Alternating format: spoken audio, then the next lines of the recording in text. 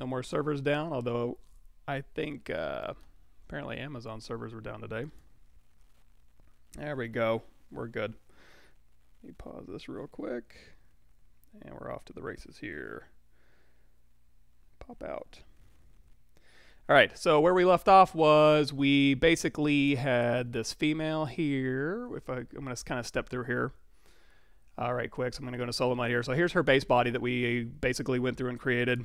I'm Michael Pavlovich, by the way, streaming for Pixelogic's live stream here. And if you are new to ZBrush, I'm probably going to mention this a couple different times, but make sure you go to the Pixelogic website and download the free trial of ZBrush. You can kind of follow along. But anyway, so we started with this base mesh here that we created.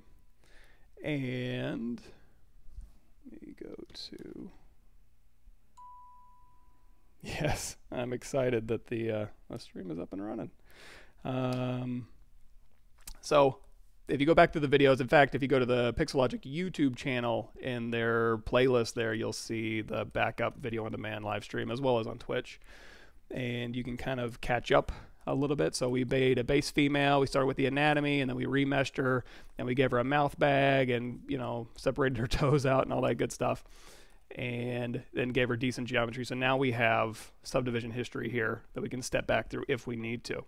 The next thing we did was we gave her just underwear as kind of a way to just kind of show you a different way to make clothing. I went ahead and replaced all of that. So if I go out of solo mode here, I'm going to turn all this stuff off. So the next thing we did was create kind of a fibrous tech suit here, and I like this thing a little bit just because it kind of gives an underpinning to her. So it gives her just a nice flexible coat to go over her body. So you'll see it's fairly thin. It's got some ridgy parts in here that I like. It kind of gives it an unsettling kind of Hellraiser look.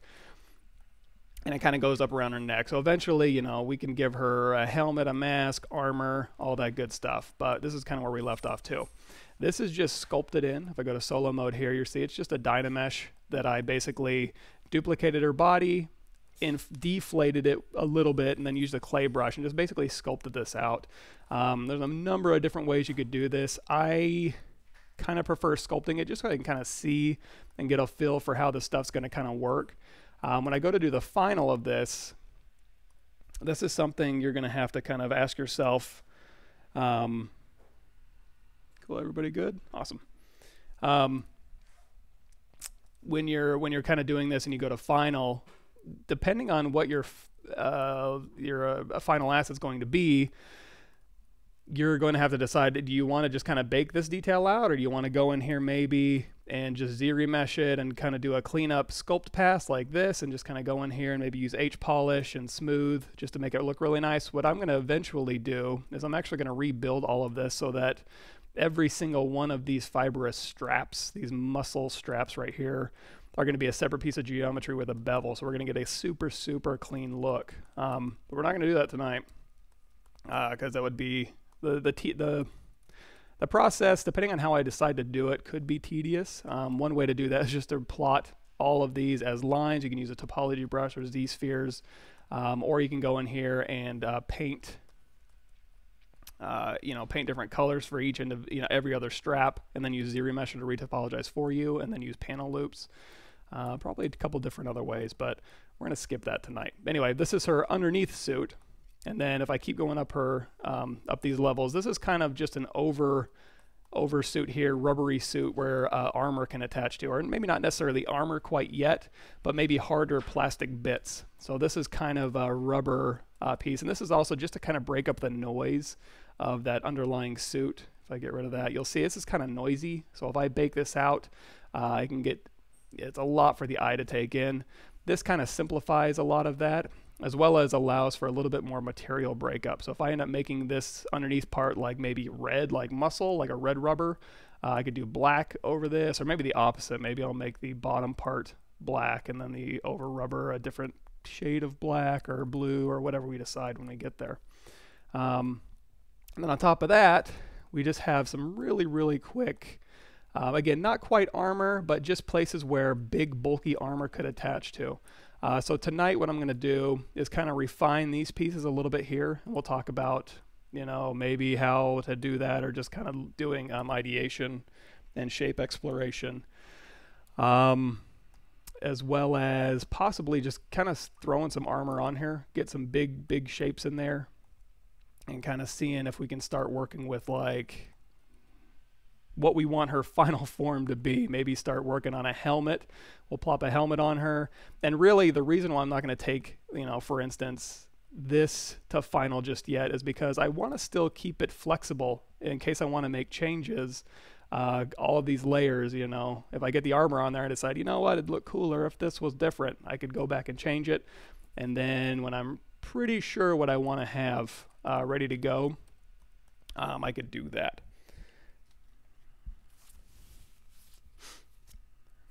Yes.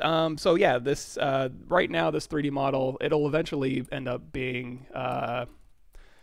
I don't see why we couldn't take this all the way into Unreal if we want to do. Certainly, we can take it into Marmoset or whatever your program engine of choice is, preview engine of choice. But for sure, we could go through the process of retopologizing, baking out maps and stuff. If it gets away from pixel logic. I mean, I do a lot of my game res and UVs in ZBrush itself and baking maps. But if it does get into like texturing and stuff that's not polypaint specific, I'll probably do that on my Twitch channel. So we can kind of bounce back and forth because I want to keep this channel pixel logic centric, which is fine. I mean, 99% of the process is going to be done in here. So we're not really missing out on much of anything, if anything at all, depending on the process we decide to take. But just in case, I want to throw that out there. So what we're doing here is we're kind of going through on this plastic, on these plastic bits here, and we're just going to kind of play around with a little bit more of a rigid parts. Now, some of this could be maybe hard plastic mixed with rubber. I haven't quite decided yet. And these shapes can be as complex or as simple as you want. We're probably going to start simple just to make sure, and that's just kind of a rule of thumb, is you're going to want to start with the simple shapes first so you can take a step back and go, is this reading? Cool. And another thing we're going to be careful of is when this thing goes to animate, I want to be cognizant of if she bends or twists and these things get baked to a texture and the rigger has to go in, or if you or as a character artist, sometimes you'll go in and have to weight these things. You don't want this pulling or putting a big rigid something on her elbow that she has to bend and then it looks like metal or plastic is bending in a weird way. So we're kind of, when we get into the armor and stuff, and we'll definitely start doing helmet stuff. But tonight, there might be some nights where I just sculpt and process. Tonight's might be one of those nights where, you know, I field a lot of questions. If you guys have any questions, I don't mind getting sidetracked tonight. I reserve the right to not get sidetracked in the future as much, but I don't have a problem with questions if you guys have any, general or specific or otherwise, and we can certainly delve into some of that if it's relevant. I don't mind doing that at all. So we're just going to go through here, and we'll kind of just start thinking about, and also how these things are attached. So if this thing needs to be like bolted in, I can put like a little port in here. I also have, if I hit my comma key, that'll bring up this light box area here, and go to my brushes, and I have a military area where I saved a bunch of brushes that I use over the years. And in here, I have one, for example, this is a kind of a dumb one to have. Well, it's not dumb, but for instance, there's a screw port thing here. So I can go in here and I can just drag out screw ports. Now these are Dynamesh, so they're pretty low resolution. So in this case, what I'm going to actually do is, instead of just dragging out an alpha that looks like that, I'm going to switch this alpha out with just a regular alpha 06 that comes with ZBrush, and I can just do drag dot and just start, you know, dragging these things in and kind of seeing where I want these things to kind of maybe bolt in there and kind of see, and they don't have to bolt, I suppose, but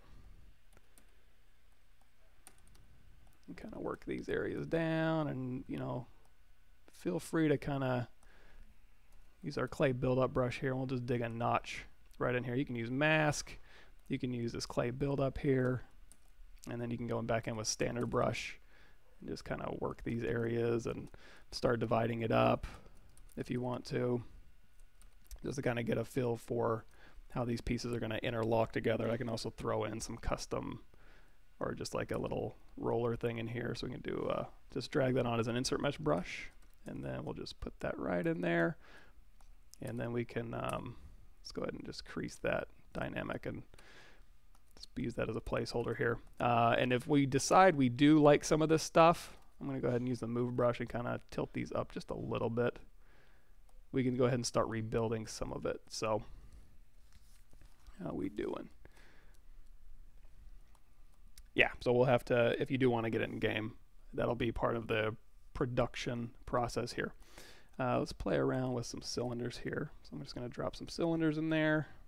I'll rotate this around, throw these up here, and I can go ahead and if I want to, now when I do an insert mesh brush, it automatically masks them. So I'm going to do a split mask points, which for you is going to be under the subtool split menu. And now that's its own subtool here. And now I can kind of work on them a little bit more independently here. We'll kind of just position these out like so. Now if I want to, I can actually go in here, and if you hover over an edge with a Z modeler brush, BZM, and you hover over an edge, I can go in here and we can just like start beveling these edges a little bit. And if I want to work this shape on to those shapes, I can go in here and I can start pulling the stuff around. I use my clay brush here. You see, make sure, there we go. And this is looking like a kind of like a face here, which I'm not so keen on. Let's go ahead and use, so if I want to ever pull out to like a square point, what I like to do is use move Acu, which is basically the move brush with Acu curve turned on, and that'll kind of pull it out to like a boxy square. So I can kind of box, you know, these shapes up. And I can also just go in here with my standard brush. Let's turn that intensity down a bit.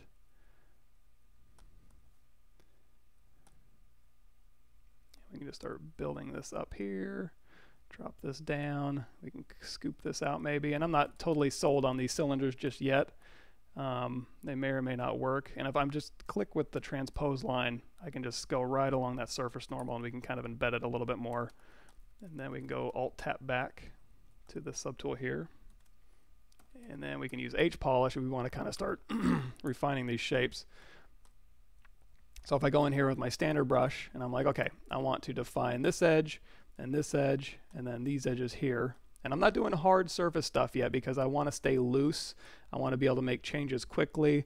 I'm not sure exactly how I want this to go, so we'll get there, I promise. But if, in fact, my last live stream for Pitch Logic, we went over a lot of hard edge techniques, so definitely check that out if you haven't, or if that's something that interests you.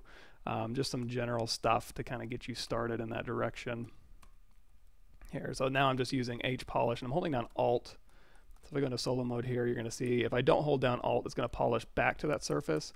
If I do hold down Alt, it'll polish up to that surface. So I can just hold down Alt and then let go of Alt and kind of alternate in between. Alt, alternate. And so I can kind of quickly build up these surfaces here and then just use H polish and knock these back down. And H polish respects edges here. So if I wanted to bevel this edge, I wouldn't be using H polish, because if I go into H polish, it's going to want to make that edge sharper. If I want to bevel it just while I'm sculpting, always remember you can just continue to Dynamesh. You're going to want to use Trim Dynamic to kind of go through here, and you can kind of just add another layer of, or level of bevel right there. If we want to mask, let's go ahead and mask this out with mask pin, and we'll just pull that out maybe, and just keep Dynameshing. And boy, that's looking exactly like a face. So let's knock this down here. Let's go ahead and mask and pull this down here.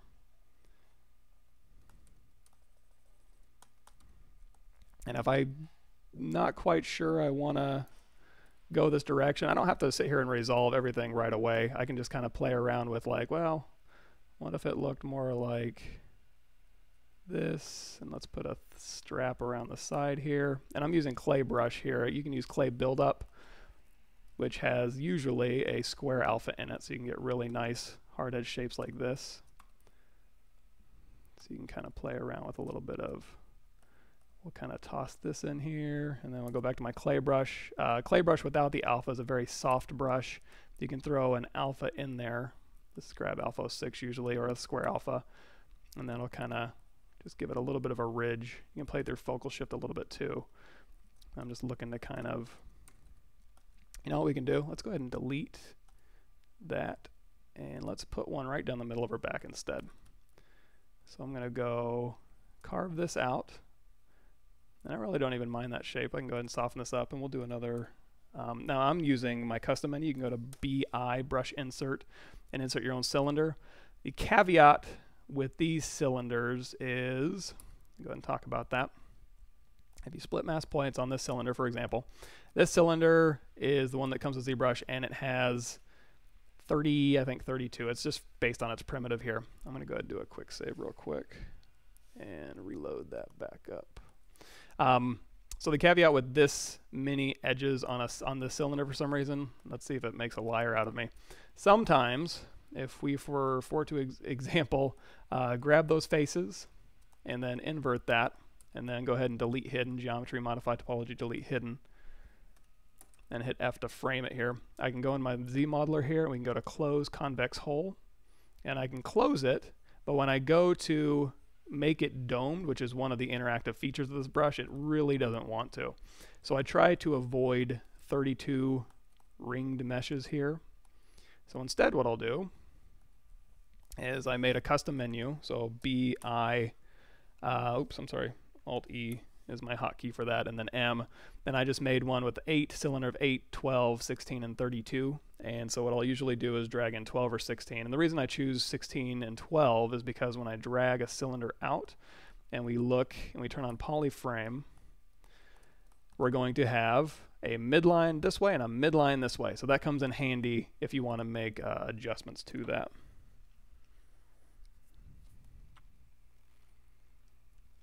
I don't do a ton of environment stuff, but we can certainly do, so sci-fi fantasy wall panels, walls, sure, why not? Like I said, I am totally down for taking some detours. What I usually like to have, let me go ahead and load up my other guy here. So on my channel, I'm kind of doing, let me see, streaming, Pavlovich, mail. So parallel to this lady, we're doing this guy on my channel, and what I like to have is things a little bit more concepted out. Like, I don't mind concepting live. It's kind of fun to do and kind of just feel out these shapes and kind of get stuff built in and kind of start splitting stuff off and refining it, which I want to do tonight. But it can also get pretty boring. Like, if I'm not feeling it, we'll try and do a helmet tonight, but if it's just one of those things where I'm just blobbing shapes around and it's just nothing's clicking, it doesn't make for good television. So we'll feel it out. But we can go over wall panels and stuff. I'm trying to, it's been a while, so you might have to bear with me since I've done straight up like wall panel environment art in ZBrush. It's certainly possible though. So let's see. Let me get to a good spot here with this thing. You know, I might just have to punt on it and get back to this later here. So we got standard brush, intensity of 30.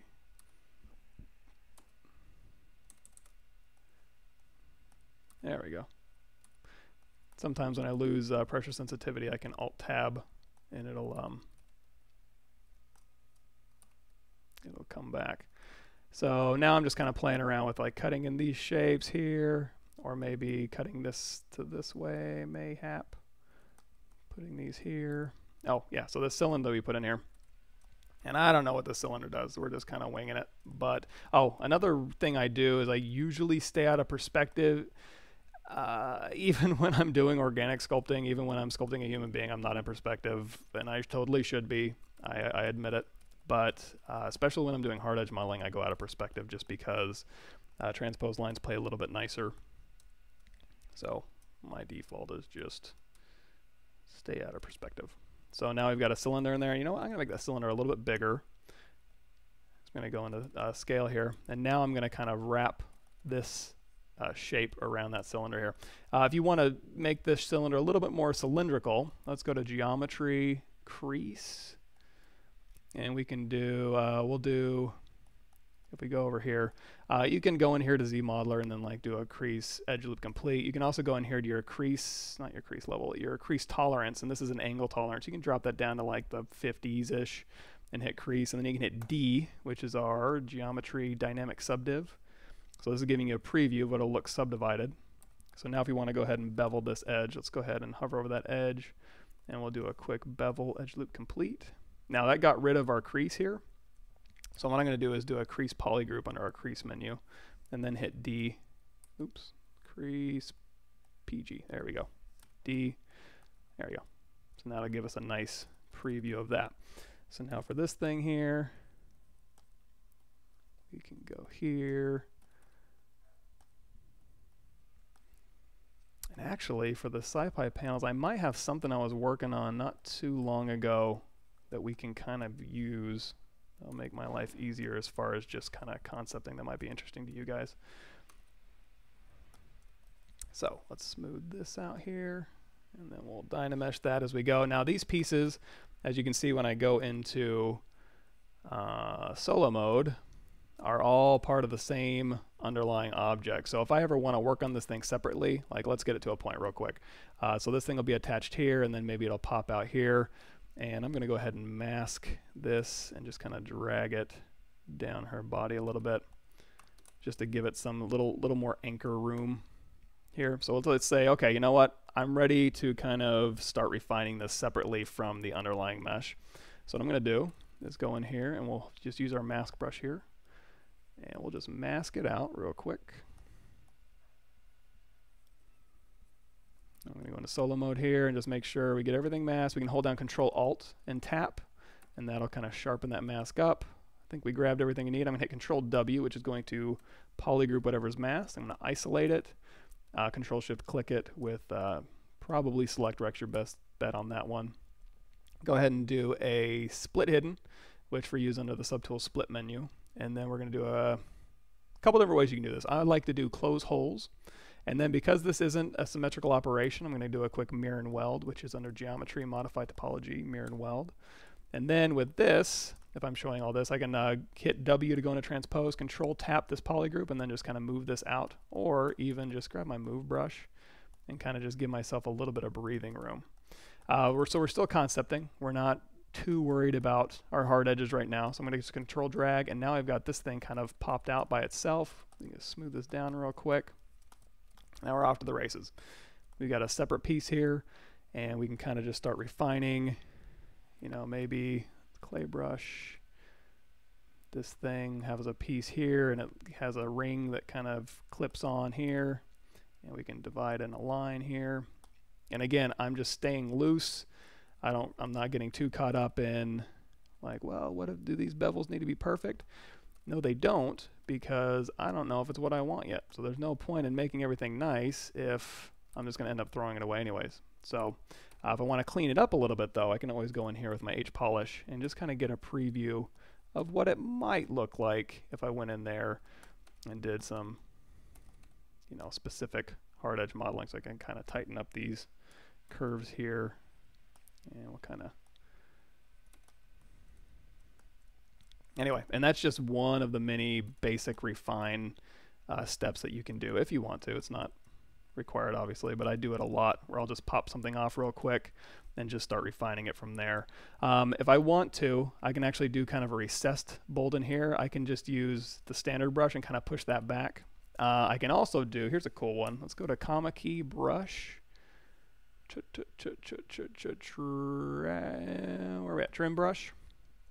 There's a trim hole you can bring in, and the trim brushes are actually really cool. We'll talk a little bit more about those later. But if you just trim straight back, it'll just punch a hole straight back, and it's camera based. If you go move your camera to the side, it's going to punch straight back from your camera view. So if you're looking straight on at it, you can just punch back through with a small brush, and that'll kind of give you a quick recessed look like that. Another option is just to use a cylinder brush, or just like, you know, brush insert cylinder. We'll drag that on. Well, if you hold down Alt and drag it on and then Dynamesh, you'll do an insert subtraction. What I like to do, because I like to see the mesh, is I'll drag it on, and then, well, here's the other thing. I want this to look straight back. And by default, when you drag on an insert cylinder, it wants to follow the surface normal, which generally speaking is what you want. If I want to temporarily disable that, we talked about this last time, I believe. I'm going to go to the picker menu temporarily, go to orientation. I'm going to click that little circle thing on, and it's a circle because it's actually an arrow pointing straight at you, and that'll force it to just go straight back along that arrow here. Once I have that placed where I want, we can kind of just move this thing around and in there, and we can kind of maybe scale it down a little bit. And if it scales toward the center, turn on LSim, and now it'll scale along its local axes there. We're going to want to make sure it punches all the way through. So I'm going to tap that for the surface normal, that flat face, and just punch that all the way through here. And you know what? Let's scale it up just a little bit. Okay, let's say we like that. Now with that selected, I have a group as Dynamesh sub in here. That will be down here in your poly groups, and whatever's unmasked will be grouped as Dynamesh sub. So now when you control drag, it'll just go ahead and do that for you. If you want to, you can go ahead and, oh, I guess it continued back there further than I thought it did. No big deal. It's hidden underneath our mesh anyway, so I'm not going to worry too much about it. So anyway, that could be like a recessed bolt, and then on here, on this rubber piece here, we could go ahead and throw in like a little indication of like where maybe a little piece of plastic underneath that rubber is, and then we can plop in a little fastener or something in here. If I go to brush, BI, brush insert, let's do BI. There's a lot of them in here. Let's do machine parts. No, I'm looking for model kit. And then we can go to M to pull these up, and then I can just grab an interesting looking sci-fi-ish shape and just drag that out in there. If I want to make it a little less pointy, I can just use the transpose W and then just scale it. Well, it's not really scaling, it's moving it in one axis direction, and then that'll be on there. I can go ahead and split in your split menu, split mask points, and now it's kind of looks like this thing is integrated around, it's been thought of and built around a little section of your suit there, and we're doing okay. I'm going to go ahead, it's kind of bothering me, I'm going to put this more at a jaunty angle, so I'm going to use my trim dynamic brush, and we're going to make that kind of come in as an angle. And now it still looks like a face because I put eyeballs in there. So if it's not working, it's not working. Go here, delete that subtool. You can smooth this out, and you know, you can fill this in really quickly. So I'm just going to go my clay brush here, and we can just go bramp. It's like, you know what? Took me 2 minutes to make it. Took me 2 minutes to delete it. I don't feel bad about it. I don't get too caught up in, oh man, I took you know, several minutes or an hour to kind of hard edge model that, so I'm going to leave it even though I don't like it anymore. I like staying loose, just for that very reason here.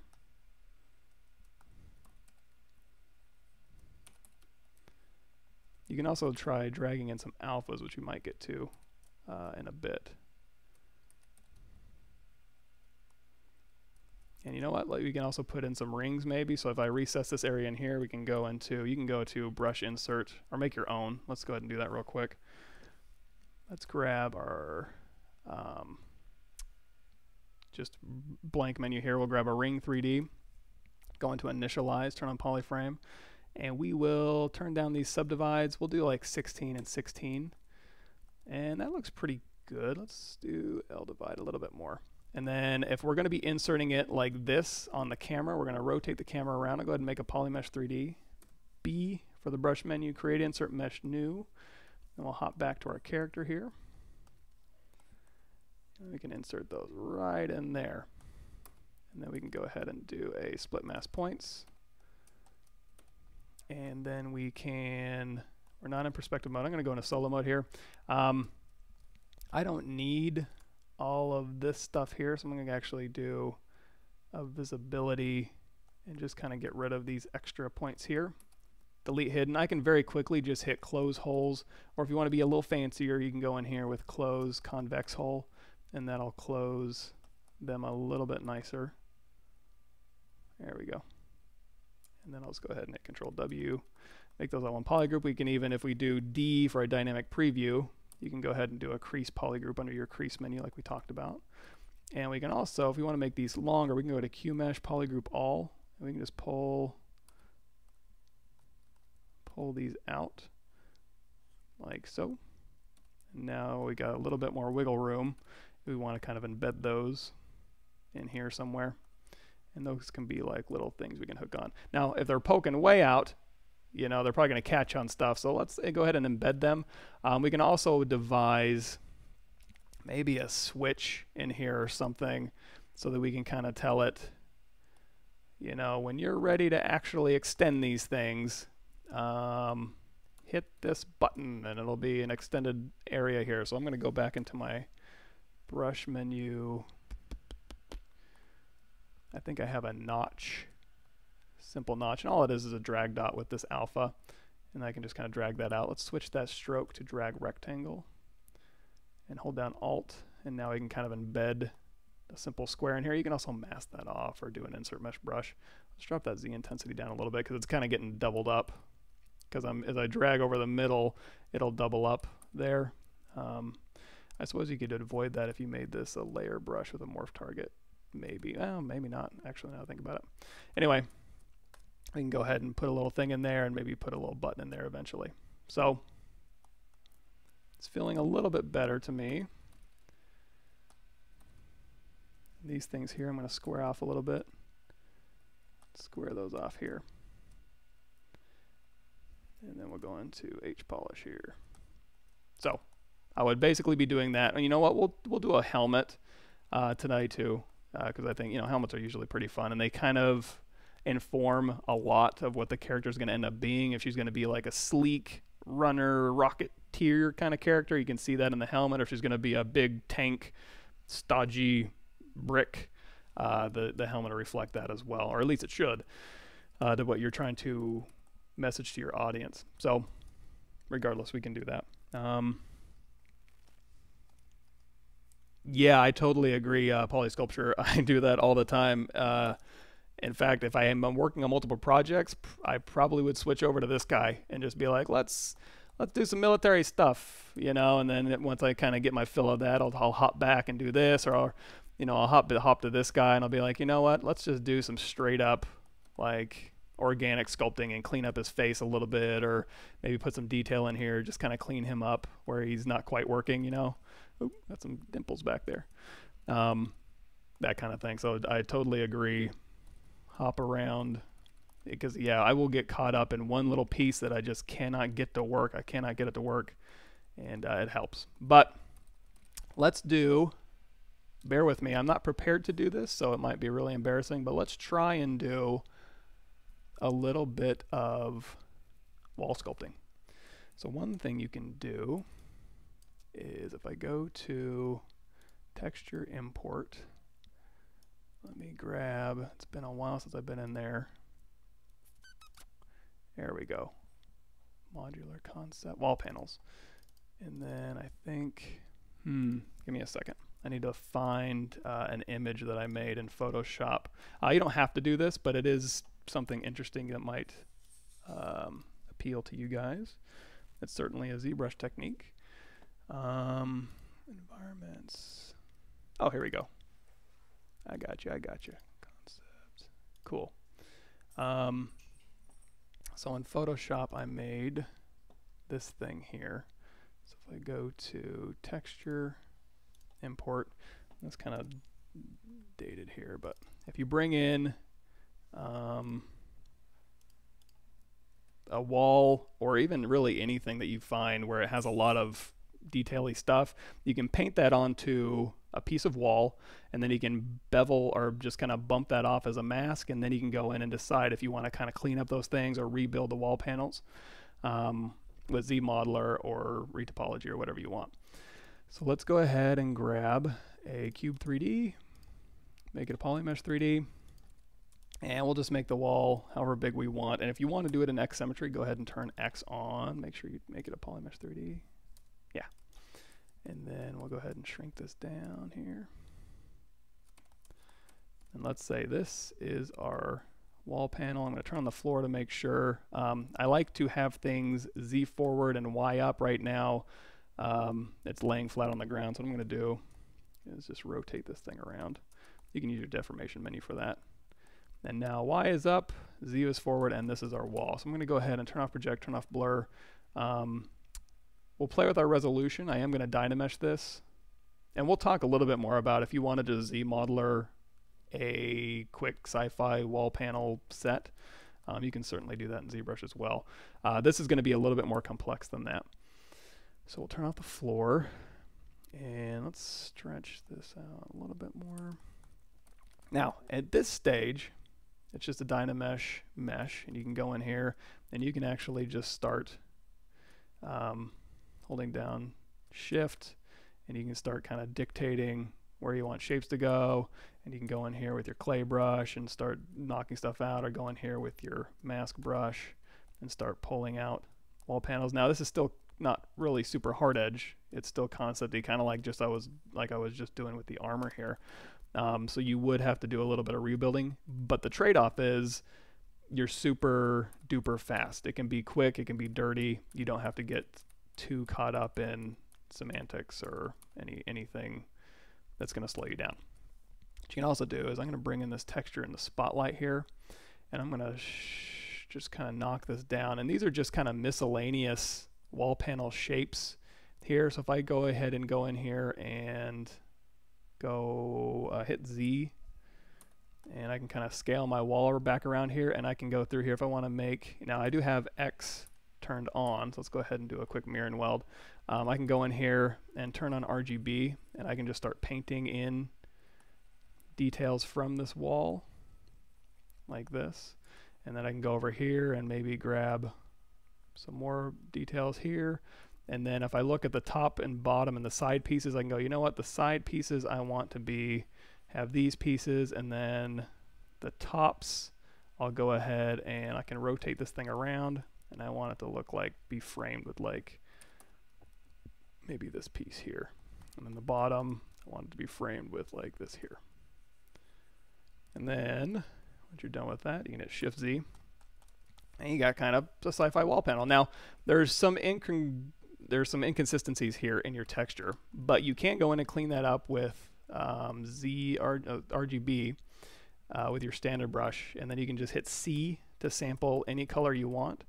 So if I go in here, and now I'm just kind of doing a cleanup pass where I can kind of like clean this up here, and then kind of clean this up here, and then if I want to kind of draw in, I'll sample this dark color here, and then if I hold down Shift, I can go ahead and just kind of maybe cut in and attach these two. If you want to make a very specific angle, like if this wasn't at a 45 degree, let's say you wanted to make an angle perfectly straight like this, go in here with your move brush, put this transpose line wherever you want, hold down Control and tap that white end, that little white button right here, and then I'll move your camera exactly into that angle, so you can go ahead and match that.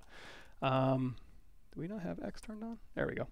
Turn X on. I must have turned that off. Do a quick mirror and weld. And I'm kind of flipped upside down maybe. Let's go to floor. There's my floor. So we got this thing going, and I'm going to go ahead and just continue kind of painting this thing here. And like I said, is this the way to make wall panels in ZBrush? I can't definitively say how to do anything in ZBrush specifically, because there's a million ways to do everything in this program. That's what's so powerful about it, is there's not just one way to do anything that I can imagine. Like, there's a lot of ways to do almost anything in this program, which is good because you want options. You know, some ways to do something might be useful in some areas of production and some not so useful, and some of them are just a different way to tackle a problem. So there's multiple problem solving techniques, but this is just one. If you wanted to kind of just do, like you saw me doing this panel, took me all of 5 seconds. So you can kind of go in here and be like, you know what, that's kind of a weird cut. So we'll kind of just paint that out here. You guys follow so far? good stuff. So let's see, sci-fi fantasy, yeah. Let's go ahead and paint this out here. And if these are weird, we can just go paint these out. That'll just basically cut straight across here. Looking good, looking good. Let's say this is good enough. I'm going to go ahead and we're basically going to just use the white and black values of this image to kind of bump through, and then we can kind of start building meshes based on that. You know what, I'm going to get rid of this too.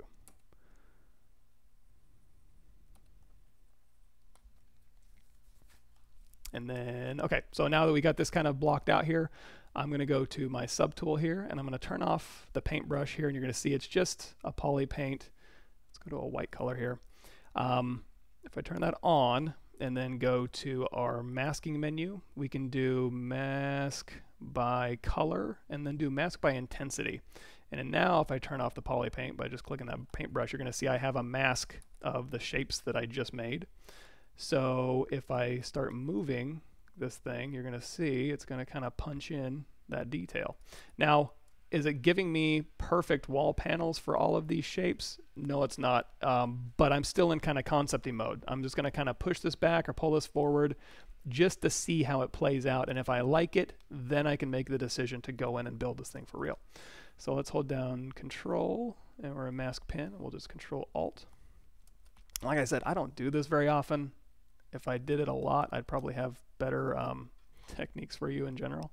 You know what? I'm actually going to mask. Oh, you know what? I don't think I can mask and go in a straight line, can I? If we have mask here and then hold down Shift. What if I try? We got mask selected. If I go to stroke, lazy mouse on, backtrack, snap to track line. Let's see if it'll force it. There we go. So now I can force this mask to behave across a straight line there. There we go. So another thing you can do is just like we did before, you can hold down Control Alt and tap, and that'll kind of sharpen up your mask. If you sharpen up too much, you'll lose a lot of that detail, which maybe is what you want. You just kind of have to play with it. And now what we can do is we can, like I said, you can just transpose this thing through here. You can even go in with your brushes and you can just start sculpting it in like this if you wanted to be like, let's just sculpt this out and we'll push this back. If you turn off our mask here, you're going to see what you're doing. You can also change this to like a drag rect. You can just kind of drag rect these shapes on here. So I'll leave it up to you. I think I'll just, or you can also inflate. So deformation inflate, we'll do like inflate of maybe 5, just to kind of punch these things up. And if you want to, you can actually invert that mask, Control click, and then you can do like a deflate of like -5 and push that back. Or you can just use your transpose and kind of really push those areas back. And now you can kind of start getting a feel for those panels. Now, just looking at this, you know, some of it's working, some of it's not. I'm going to go ahead and let me see if I can fix this. I'm going to mask this area right here and maybe unmask those lines. These lines I can fix, I think. I'm going to try and make this a little more circular. This is something I probably should have fixed earlier. But now if I put in a big circle, oops, switch this back to dot stroke. Put that there. Now it's a little bit more circular. If you want to do a perfect circle, just drag a cylinder on there and that'll kind of guide your lines a little bit better. So, oh, another thing too is when you hold down Shift, right now I just have it set to smooth RGB. I probably want to turn that off and just turn down smooth add. So RZ add, so I can go in here and I can smooth out the mesh without affecting the poly paint, but that's kind of up to you. So I'll turn that off here and we'll kind of look at this, and these are getting a little busy, so I'll kind of knock those down. These panels are looking pretty good.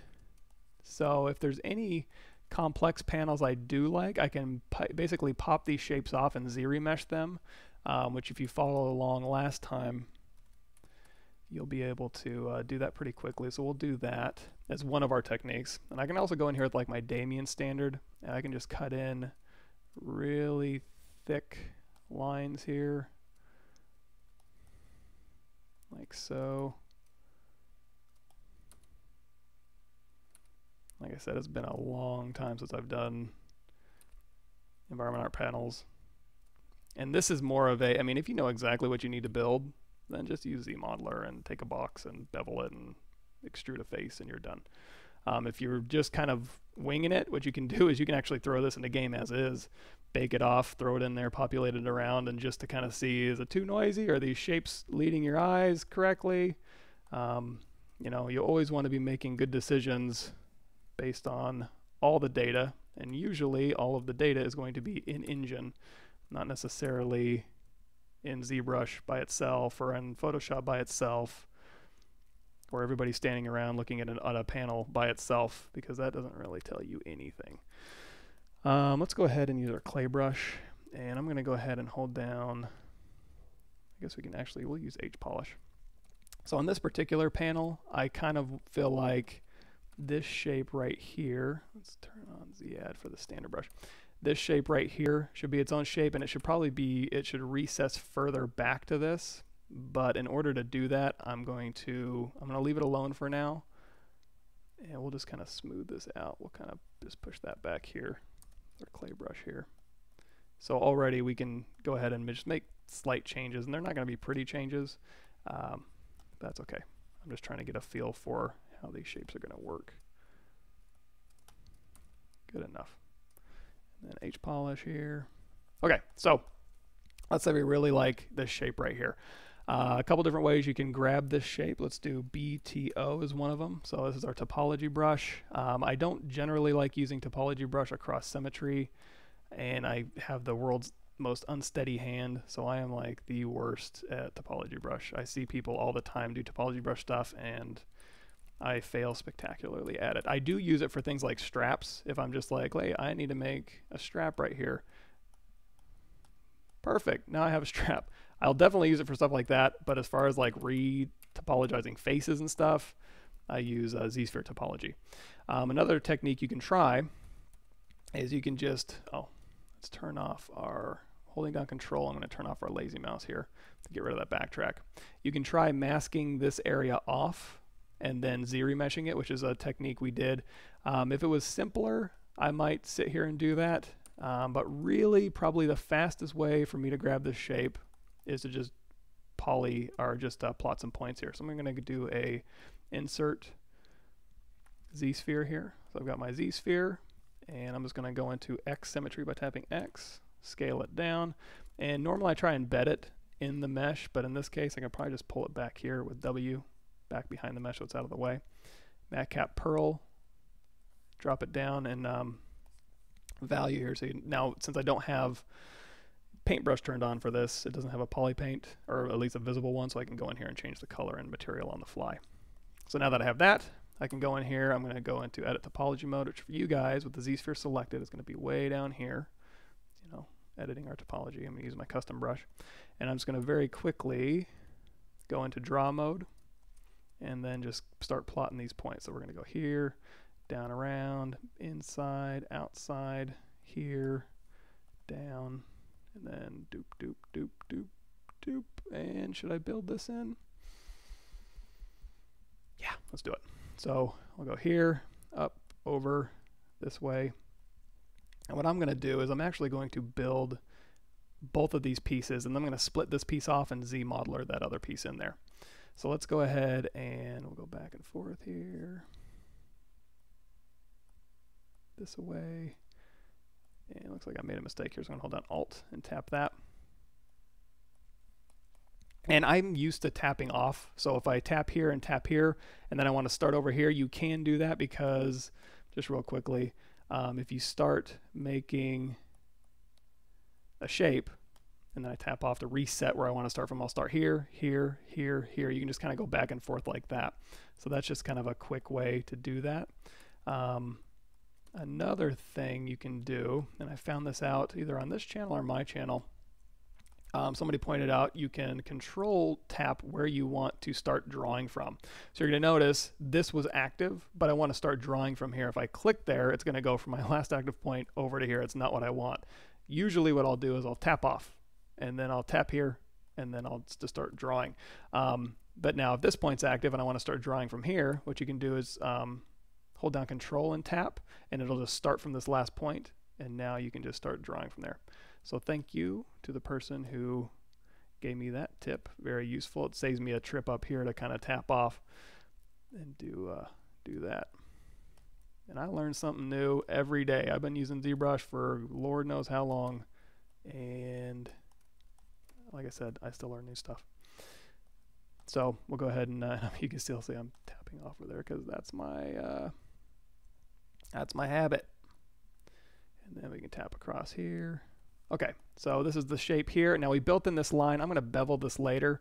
So I'm just going to go ahead and have this line in there for me to bevel in, and then I'll just continue the rest of the shape up. And now we can kind of just start closing this thing off. Like I said, I'm not overly concerned about the topology. It's not like this thing needs to animate, and it should smooth pretty correctly.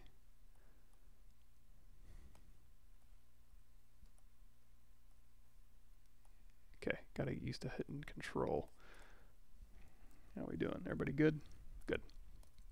Okay, I don't want any n-gon, so I am going to resolve this here. Let's do here to here. 1, 2, 3, 4, 5, and we'll close that off. So if I want to preview this mesh, make sure everything's okay, I'm going to hit the A key, go into polyframe mode, go into solo mode. You can kind of see any weirdo stuff. Now this is doing something weird down here, so I'm going to go double check that topology here.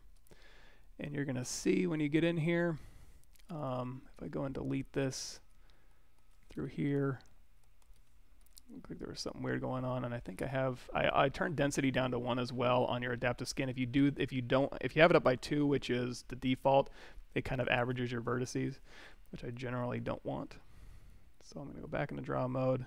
I'll just redraw this area here, and it might have just been me hitting Control and not knowing what I was doing or where I was starting from. So we'll make sure this is nice and tidy. Let's go ahead and, you know what, this was kind of not resolved very well, so I'm just going to tap straight through here and kind of resolve that. So now if I hit A, everything looks good. This is a little bit wonky. Try that again. Oh, yeah, so let's go ahead and just make that not an n-gon so here, so it doesn't have to decide how to resolve that. And that was my fault there. So we're good. Now you're going to notice that like some of this stuff is like pushed way back here. You can go in here and use the move brush and kind of move these things around. But what I'm going to do is flatten that out using transpose in just a second.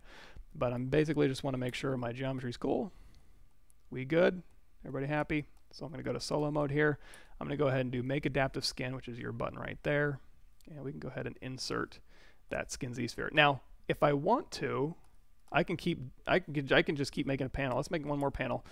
I'm going to go to, I'm not going to get rid of my Z-sphere. I'm going to go to delete topology. I'm already in edit topology mode, and just really quickly, we can just go here, here, here, bam, boop.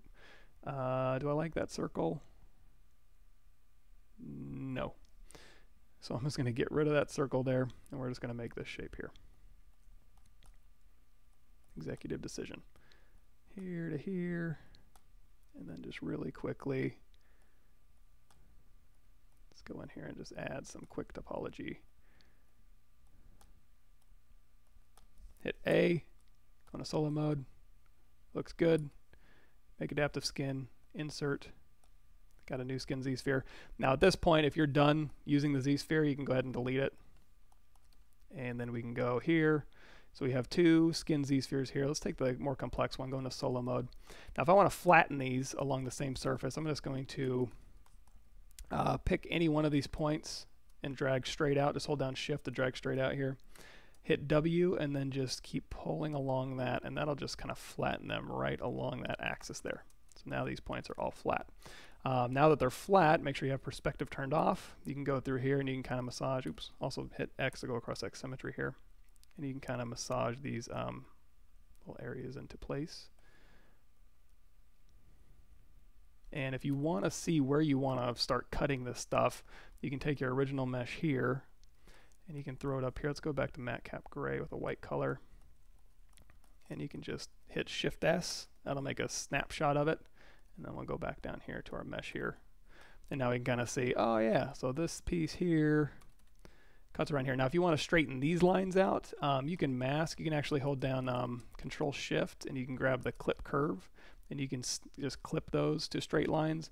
You can also mask individual vertices, invert, and then you can just use move to kind of, just like we did to flatten this thing out. If we mask this point and say we want to match this point to that point, just grab that point and then move, and that'll just pull that straight down. So I'll leave that up to you. I am just going to do it to these big border edges here, just kind of, you know, and like I said, you can clip those, you can mask and do this, whatever you want to do, just to kind of do a little bit of cleanup work from your retopology here. Let's go ahead and make this straight real quick. One more. Grab that bottom point here. And you can always fix this too. We're just kind of going to be modeling with this. This doesn't look overly straight. Cool. So now that we got this big shape here, we do need to go ahead and mark this other one here. So let's go ahead and say, hold down Alt. And so this piece comes in here and it looks like this. I'm just holding down Alt. This piece straight across and then down here and then in. That looks like that little middle piece there. Let's call it. So at this point you have a lot of different options because, save it, thank you. If we isolate this one, I can hit Control W. Let's do it something more obvious. There we go. So now if with these two polygroups here, you can go into one of your options is to go in here and go into panel loops. Where are we at? Edge loop, panel loops. You can change your bevel profile, you can change your thickness, turn your polish down to 0 probably, and you can hit panel loops, and that'll go ahead and, you know, extract, kind of give these things thickness depending on the thickness you have, give you a bevel depending on both the bevel profile you have and how much of a bevel you want, as well as how many loops you want. Right now there's 5. Let's go ahead and just drop that down to 3, and we'll give it a little bit more thickness. You can just undo and just keep hitting this and seeing the different panels that it gives you. If you wanted to do that manually, which is sometimes useful, I'm going to go ahead and duplicate this off. So this one we'll do with panel loops. Let's go ahead and hit panel loops.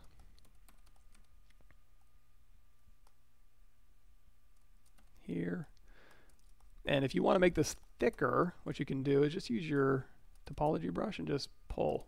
And now you've got really thick panels in here you can start building off of. And if you want to recess this middle piece, you can go ahead and pop that out. So what I'm going to do is a couple different ways. You can grab this top piece here, do Control Shift A, and then you can just move it back, or you can mask it, invert that mask, and push it back here, or you can just split it off completely if you want to. Another thing you can do is you can just grab a little piece of it. So if you grab a little section of it and then do Control Shift A, everything that's vert welded to that object you can do. It'll just grow to that. Control Shift A is visibility, geometry, visibility, grow, all.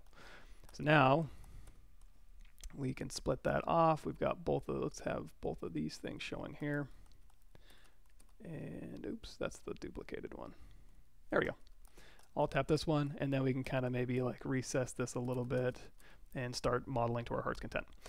Another thing you can do, let's take this one here, our duplicated off one, and let's say, you know what, I don't like this geometry very much. Let's see what ZRemesher gives me. I'm going to go to geometry. Let's see if this will work. ZRemesher. If we do same adaptive size, turn that down like maybe 10. And we need to do keep groups, and it looks like it's polishing it quite a bit.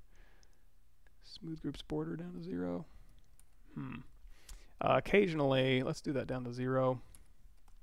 Let's see how it'll do if I just have this piece. Let's go ahead and do split hidden. Let's do double. There we go, it's a little bit better. That'll at least give me different geometry here, because I forgot I needed to model this in. So if I'm going to actually model that in, I would want straight cut lines across there as opposed to just this loopy stuff. So next time while I'm retopologizing it, just cut a straight line in there and just clean that up. But I didn't. No big deal. So I'm going to go ahead and hit delete on this one, delete on this one. And now I have this piece and this piece. If I want to merge these back together and weld their vertices, I'm going to go down here to my merge options and hit weld. And then when I do merge down, it'll weld those points together. Oops. Looks like I might need a delete hidden. Weld, merge down. There we go. So now if I smooth, it'll go ahead and merge those vertices for me. Let's do a quick save here. Comma key, and we'll just reload that last quick save. Another thing I noticed is this line right here needs to be straightened. And if we did want to cut that in, let's see how this will treat us. So I'm going to go over here to my slice rectangle, and this is going to be kind of dirty geometry at first, but if I just slice in that rectangle here, is this thing even mirrored? Yeah, it is. Oh, my slice isn't. Slice doesn't do mirrored, so we're gonna have to mirror and weld after we're done with this. So if we want to just slice in a rectangle right here, we can do that and then do a quick mirror and weld just to make sure. And then we can kind of go in and clean this up a little bit with collapse. And sometimes it's easier with edges to kind of go and grab your mouse, and then we'll do like a collapse edge, and we'll kind of collapse these things down so we can kind of clean up this geometry a little bit.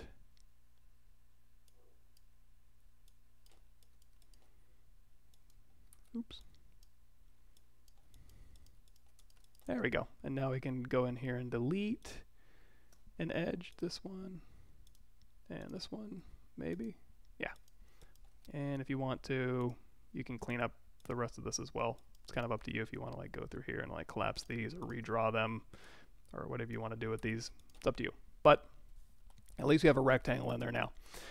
So with all of this, if you want to do this manually, you can go in here and you can do like QMesh polygroup all. I would probably break this piece off separately. So I'm just going to isolate this piece here and then do a split hidden, which is under your split menu here. And now you have full free range to go in here to QMesh polygroup all, and you can just pull this out here, and then you can select this one. And now in this case, I'm going to do another QMesh polygroup all, and we'll go ahead and pull this out. And it's going to leave that green piece behind, which is going to be kind of, let's do QMesh all polygons. We'll bring them all out. And then for this area in here, I'm going to alt paint that. And now if I want to, I can punch all the way back through with QMesh. You can even do a single poly, because anything you paint, it regards as a single polygon. So you can just punch that straight back. And then if you have something behind there, you can go ahead and model that out. And then you can go in here and, you know, bevel all you want or do any sort of modeling that you want. But at least you have sci-fi panels that kind of match this thing. Now, if you were doing something like this, it would be a lot of panel modeling. In this case, what you could do also is you could put a plane across here and then use your slice brush to slice this thing up, and then maybe use ZRemesh to get your geometry, and then bevel that, or panel loops. What is it called? I don't even remember anymore. Yeah, panel loops everything out, and you could slice circles in here as well. If you're just doing like simple wall panels, let's just grab a Polycube 3D polyframe, and we can go to initialize here and then do, actually, let's make Polymesh 3D, and then your initialize turns into QCube stuff. So I'll do QCube across the X symmetry here, and now we can very quickly go to QMesh polygroup all, and then QMesh maybe flat island, and then any flat faces will be, you can hold down shift if you want to just pull along those surface normals here. So you can just, with your QMesh flat island, kind of build out a wall here. And then very quickly, let's do insert multiple edge loops. Just pop in some edge loops this way and this way maybe. And then we can go, I want these ones to be kind of recessed a little bit. So I'm going to Q mesh, polygroup all. Now it's going to want to align like this, which is okay if you want it to do that. You want to be like, you know, that's kind of cool. It's like kind of a little cool recessed area in here. If you don't like that, just go to align full step and it'll snap it, snap it straight back, or it should. Q mesh, polygroup all, align full step. Yeah, it should just snap it straight back. It shouldn't align to like quarter step. But I mean, sometimes it is useful to align to a half step or a quarter step, depending on what you're doing. So in this case here, we got wall panels going. Let's grab these areas here. We'll kind of force these back. You can just, again, you can hold down shift and that'll give you kind of a recessed area. Let's go ahead and do an insert single edge loop here to kind of keep those okay. So we'll kind of just push these back here. And let's say you want to put like a cryo chamber in this area here. So what I'm going to do is kind of inset that. So if I want to, I can go ahead and let's do insert multiple edge loops, and we'll just put one edge loop right down the middle, and then we'll do bevel edge loop complete. And this is the kind of thing where if I was, let's go ahead and do another insert multiple edge loop. We'll put one right in the middle, and then we'll mask these, invert that mask, and then you can use our transpose to kind of push these out. And now, if you want to, you can actually mask these. You can kind of pull these back in here. What else can we do? Okay, so like this panel here, if we want to, we can go ahead and pop off a copy of this, or let's go ahead and just grab a copy of this piece here. So if I pull this off, it's going to want to do a Q mesh, which actually that's kind of cool. Happy accident. I like that. Let's take a wall panel over here. Let's grab these ones here, and I'm going to pull this off here, and I'm going to hold down Control, and that's going to pop off a copy. And now what I can do is I can go ahead and grab those things, and then we'll just do a split hidden, and now I've got a Q mesh polygroup all. Now occasionally if I start Q meshing this, see how it doesn't want to do it anymore, or it didn't at first. If you just do a delete hidden, sometimes it brings back geometry on occasion. You can kind of just do that here, and now we've got, if you want to scale it directly in from the middle, just do another insert multiple, and then you can kind of push that, you can scale it directly from the middle here, and then we can kind of push this back in. If we wanted to maybe embed this panel in here, which is something we probably should have done first, maybe you can paint these things. We can do inset a single poly, because again, when we paint something, it'll inset a single poly. We'll do region. We'll just kind of pull this back, and then we'll do Q mesh polygroup all. And you want to make sure when you're doing polygroup all that you don't accidentally have a green polygroup hanging out there. And then if you want to do a panel that's perfectly fits in here, now you can just paint these things, pop these off as its own thing, and then do a split hidden, Q mesh this, polygroup all, and then do any sort of fancy stuff you want to with this thing. What's something fancy we could do? I don't know. I'm not much of a box modeler. Let's do inset region. We'll do another inset region here, and then we'll actually, and now that we've done that, we can just tap this back here, and it'll melt. Let's do that again. So we'll inset region, and then back here we'll inset region, and then when we okay, so it's not, let's do it the right way. So what I'm going to do is I'm going to do a polygroups group by normal angle. So if we group by normal as a max angle of 45, it'll go ahead and polygroup all the different faces that meet that requirement, and it's not going to do it across symmetry, so go ahead and do a quick mirror and weld. And now what we can do is inset polygroup all, region, put in a frame, tap back here, it'll do the exact same thing. Q mesh polygroup all, pull that straight through, Q mesh polygroup all, there we go. And you can do that. Another thing you do if you just want to do like maybe this top one, this bottom one, you can just do those ones. And then this thing will fit right in there if you wanted to.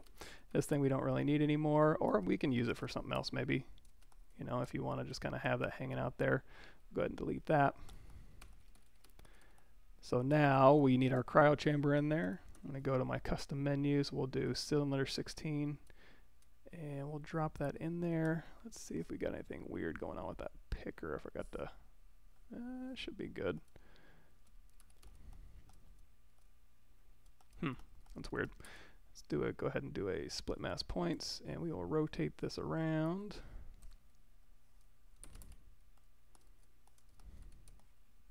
Drop it right in there. And then we can just scale this up. Now on this thing, we can do insert single edge loop here and here. And then we'll mask the back here, and we will pull these down. Actually, it's invert. Let's pull these down.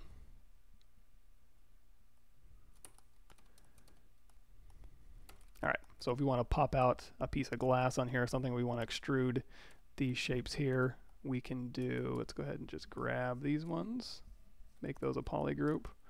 Grab these ones, make them a polygroup, and then quickly do a group by normals. Oh, that deleted our polygroup, so we'll go ahead and do a quick mirror and weld. And then I just really wanted a group for that thing. And then group, Control W to group these things.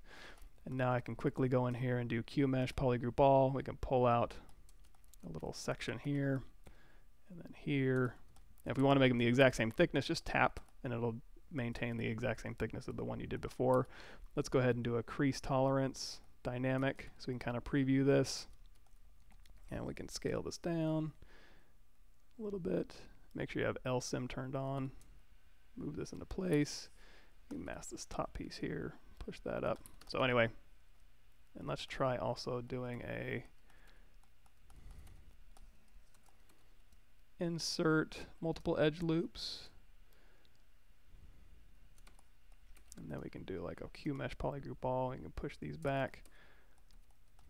Get some interesting shapes going here. You can put handles on here. You can, you know, cut in all sorts of cool stuff. Insert single edge loop. Let's put a handle through here. We'll do, I'll put it over here to the side. So we'll do here to here, Q mesh, out, and then out again. And then if you want to, you should be able to like bridge these two polys. So we'll touch here, and you can bridge them. Another thing you can do is if you want a rounded one, or you know what, let's do this instead.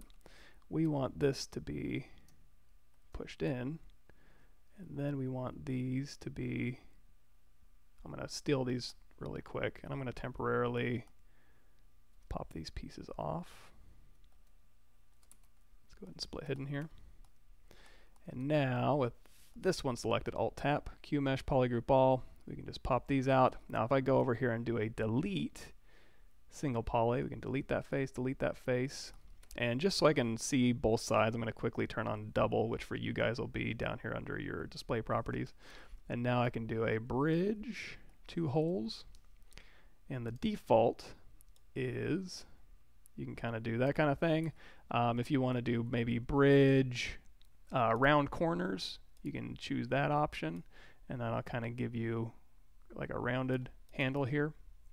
Now if I hit D, you're going to see it's going to kind of give me a handle shape.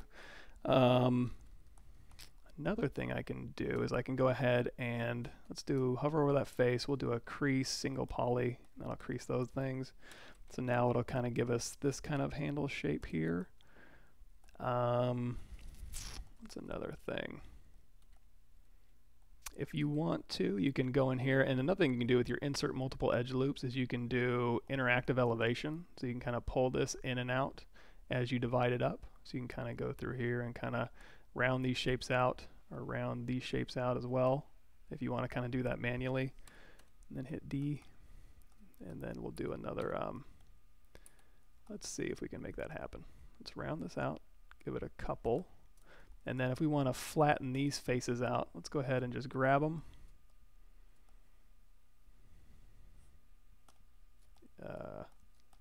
Mask. And then we'll just tap on that surface normal. We don't really have a surface normal to tap on that's straight. We can do this and then move that straight out, and then push these straight back in. Maybe. And then if I want to, oh, I did a bad job. Oh, you know, we can just clip it. So we'll go to the top here, and then we'll just grab our clip curve. We'll say, you know what, I want you to be flat. And now we can do same thing for this one here. Oops. If it starts doing weird stuff because I have this thing on two sides, what you can do temporarily is go out of X mode, get rid of one of them, delete hidden. And now we can just go, hey, you. Clip. Thank you. Then we can grab these things here. We can make them all one polygroup just for ease of use here. Also, let's go ahead and do a geometry crease. I'm going to do an uncrease all. And then if I do a crease by polygroup, these two are going to be, it's going to have a crease down the side. I can go ahead and just isolate these orange pieces here. And then with those showing, I can do a crease. And that'll go ahead and crease those. And now when I hit D, we got our big fat handle in there. If I want to make that, let's go into solo mode here. Let's make that a little bit skinnier. And then Shift D. And then if I want to, I can go back to mirror, mirror and weld. Oops, make sure you have LSIM turned off. So it'll mirror across the world axis. And then I can just push that back in there. And it looks like I need to make it a little bit thinner.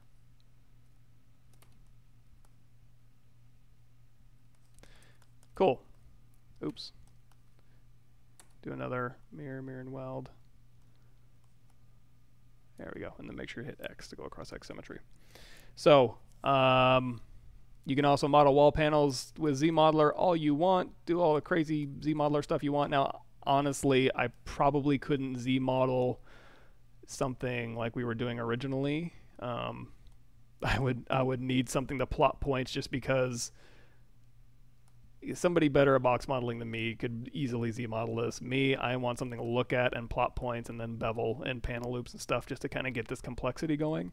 Well, if you're just doing simple stuff, that's fine. Z-modeler's fine, and you can do all sorts of cool stuff. Like if you want to put bevels on those pieces here on your dynamic, change that to Q-grid, and then you can kind of just play with this coverage here, and you kind of start beveling the stuff out that you want. And then of course you can do a crease tolerance on this thing, kind of start creasing these pieces and all that good stuff that you do for your sci-fi wall panel stuff. What else we got? How much time we got left? 45 minutes. Let me see if I can, you know what, let's put a helmet on her really quick. So what do I do to start out with a helmet? Big old sphere, split mass points.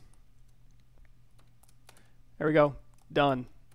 Amazing. Space Lady completed. If you want to make a little bit more of a complex helmet, what you can do is turn off project, turn off blur, dynamesh this thing.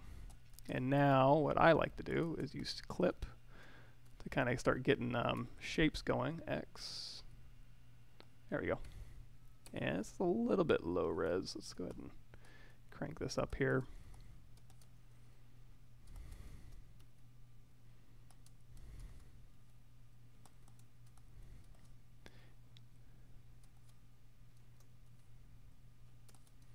There we go. So probably it's a good enough start shape as any, I suppose. So a helmet is probably going to be around her head, obviously, and it's going to go and kind of maybe tuck in around here. And we'll use trim dynamic to start kind of just getting kind of a basic shape going and kind of start ideating. So now her eyes are in here, which, you know, if you're super sci-fi, your eyes don't really have to match up with anything. I mean, you can have like eyes all around here, or just cameras, you know, where you have, you know, maybe it's up here and then this is all just a metal block or metal grates or something like that. It's kind of up to you when it comes to sci-fi. But for messaging, Or like on this guy, I want to do variants where these things, like he'll hit this little button here and it'll go and it'll pop open, and then these things will disappear. So if I do a variant like this, I want to be able to get rid of these things. And now he's just got this type of variant here where maybe this thing will like rotate. Like when he pops it, it'll like rotate up or maybe rotate and go click right down in there. And now he's got, you can see his eyeballs in here. And that'll just be another render that I can do basically. If I want to steal any of this stuff, like it's like, you know what, let's start with this shape. I can just really quickly, I can either append it or quickly just go to brush, create insert mesh new, and then we'll hop back to our, getting lost over here, to here. We can just drag it out, and then we can just do a hide split mask points. And we'll just show our lady here.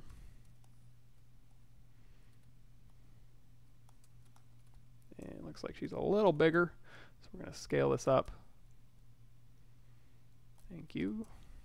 And that was a quick save. If you want to change any of those quick save preferences, which I don't, but in case you wanted to, underneath your quick save area, the maximum duration for each quick save, and plus if you just go and use the bathroom, how long ZBrush will sit at rest before it does its own quick save. So we can just kind of steal this. We can actually go in here and make it wider. Let's do standard brush here. We can push this back, we can rotate it back. Or if we're just kind of like coming up with ideas, let's go ahead and we'll show this. And we'll show this. So with all three of these showing here, we'll go in here with our clay brush, and I can kind of knock this back. So you can use it straight up as just like, you know what if she had kind of a skull face? I'm not going to use that just because I want him to look different, obviously. He's going to be more military, and she's going to be a little bit more free flowy. But we can kind of use it as a starting point if we want to. And then we can go in here with move Accu, or move snake hook. Sometimes you want to do, you know, crazier moves like this. That's kind of cool. Star head. Well, I'll pass on that one for now. Go in here with clay. We'll knock this back. We'll knock this forward here. We'll use our clay buildup here.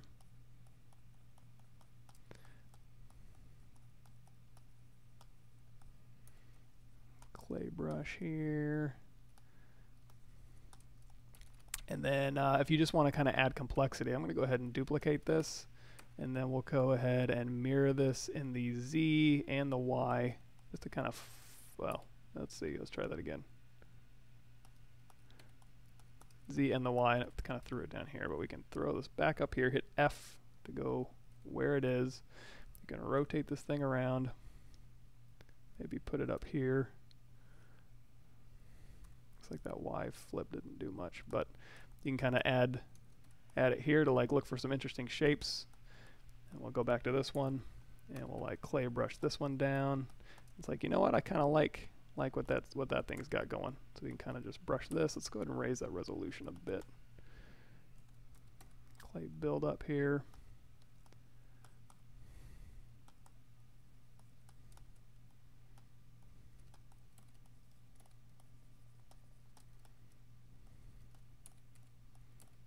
And again, if we're going to be changing this face quite a bit, which we definitely are, you can just kind of build up the mesh around this, or you can just delete it completely if it's not doing much for you.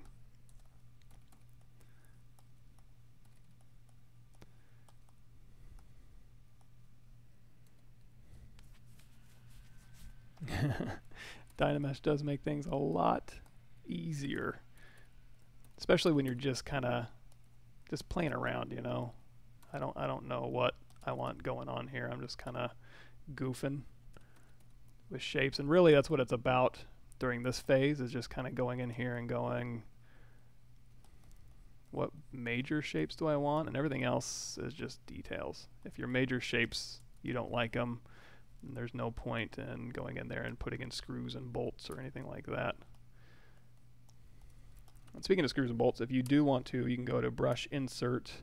There's a ton of, you can make your own obviously, but you can just go through here and start grabbing some of these pieces here and putting them in, and you can just Dynamesh them together. Doesn't matter if you're just kind of quickly trying to get shape ideas or something.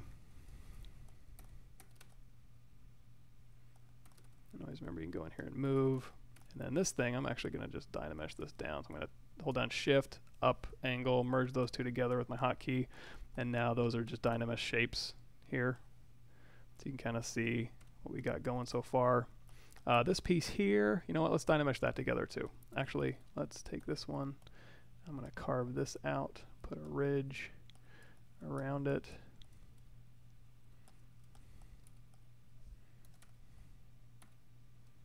No, I'm not going to do another rebreather. We already did that.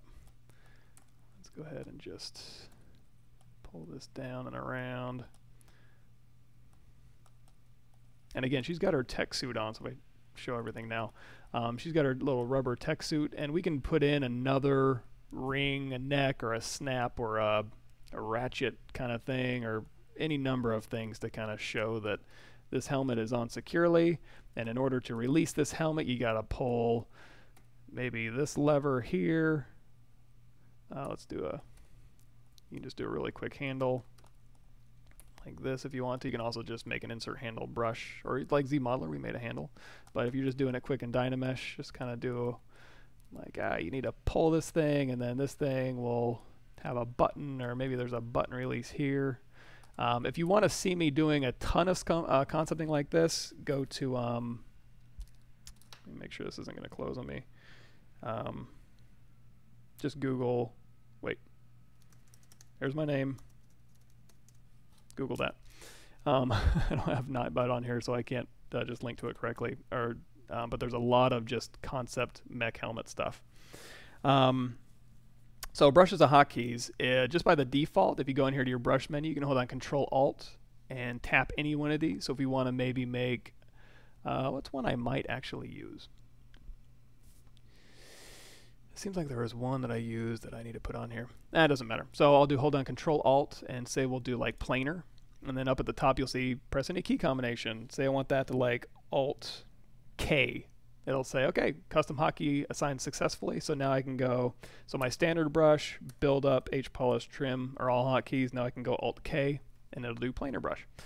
So now I can go in here with my planar brush and do whatever that planar brush does. Come on, planar brush. There you go. Hold down Alt, and that'll give you some really cool. Oh yeah, so trim and planar have some really cool stuff you can use. I always forget about them because I don't do this very often. We'll play around with some of those. Now, if you have a brush that you don't use a lot, you can hit the comma key, and then there's a whole bunch of brushes in here. Basically, if you go to ZBrush 4R7, wherever it's installed at, go to your Z brushes, and all of these ones in here are the ones that come with ZBrush, and you can also put your own in here or save your own brushes in here, and you can always get them by hitting the comma key. If you want them to show up every time you start up ZBrush, go to Z Startup, Brush Presets, throw them in here, and then once they're in here, when you start up ZBrush, then you can assign a hotkey to it, because it's going to load up with ZBrush every time, and then you're good to go. If you assign a hotkey to one of these brushes, it'll work as long as that brush is loaded, but it's not going to load every time, so it might just be a trash hotkey. Speaking of hotkeys, go up here to Preferences, Hotkeys, Store, and that'll save your current hotkeys. And if you're doing any custom menu stuff like this type of thing, make sure that you do a Preferences Store Config. Before I do a Store Config, I'm going to drag my brushes over here.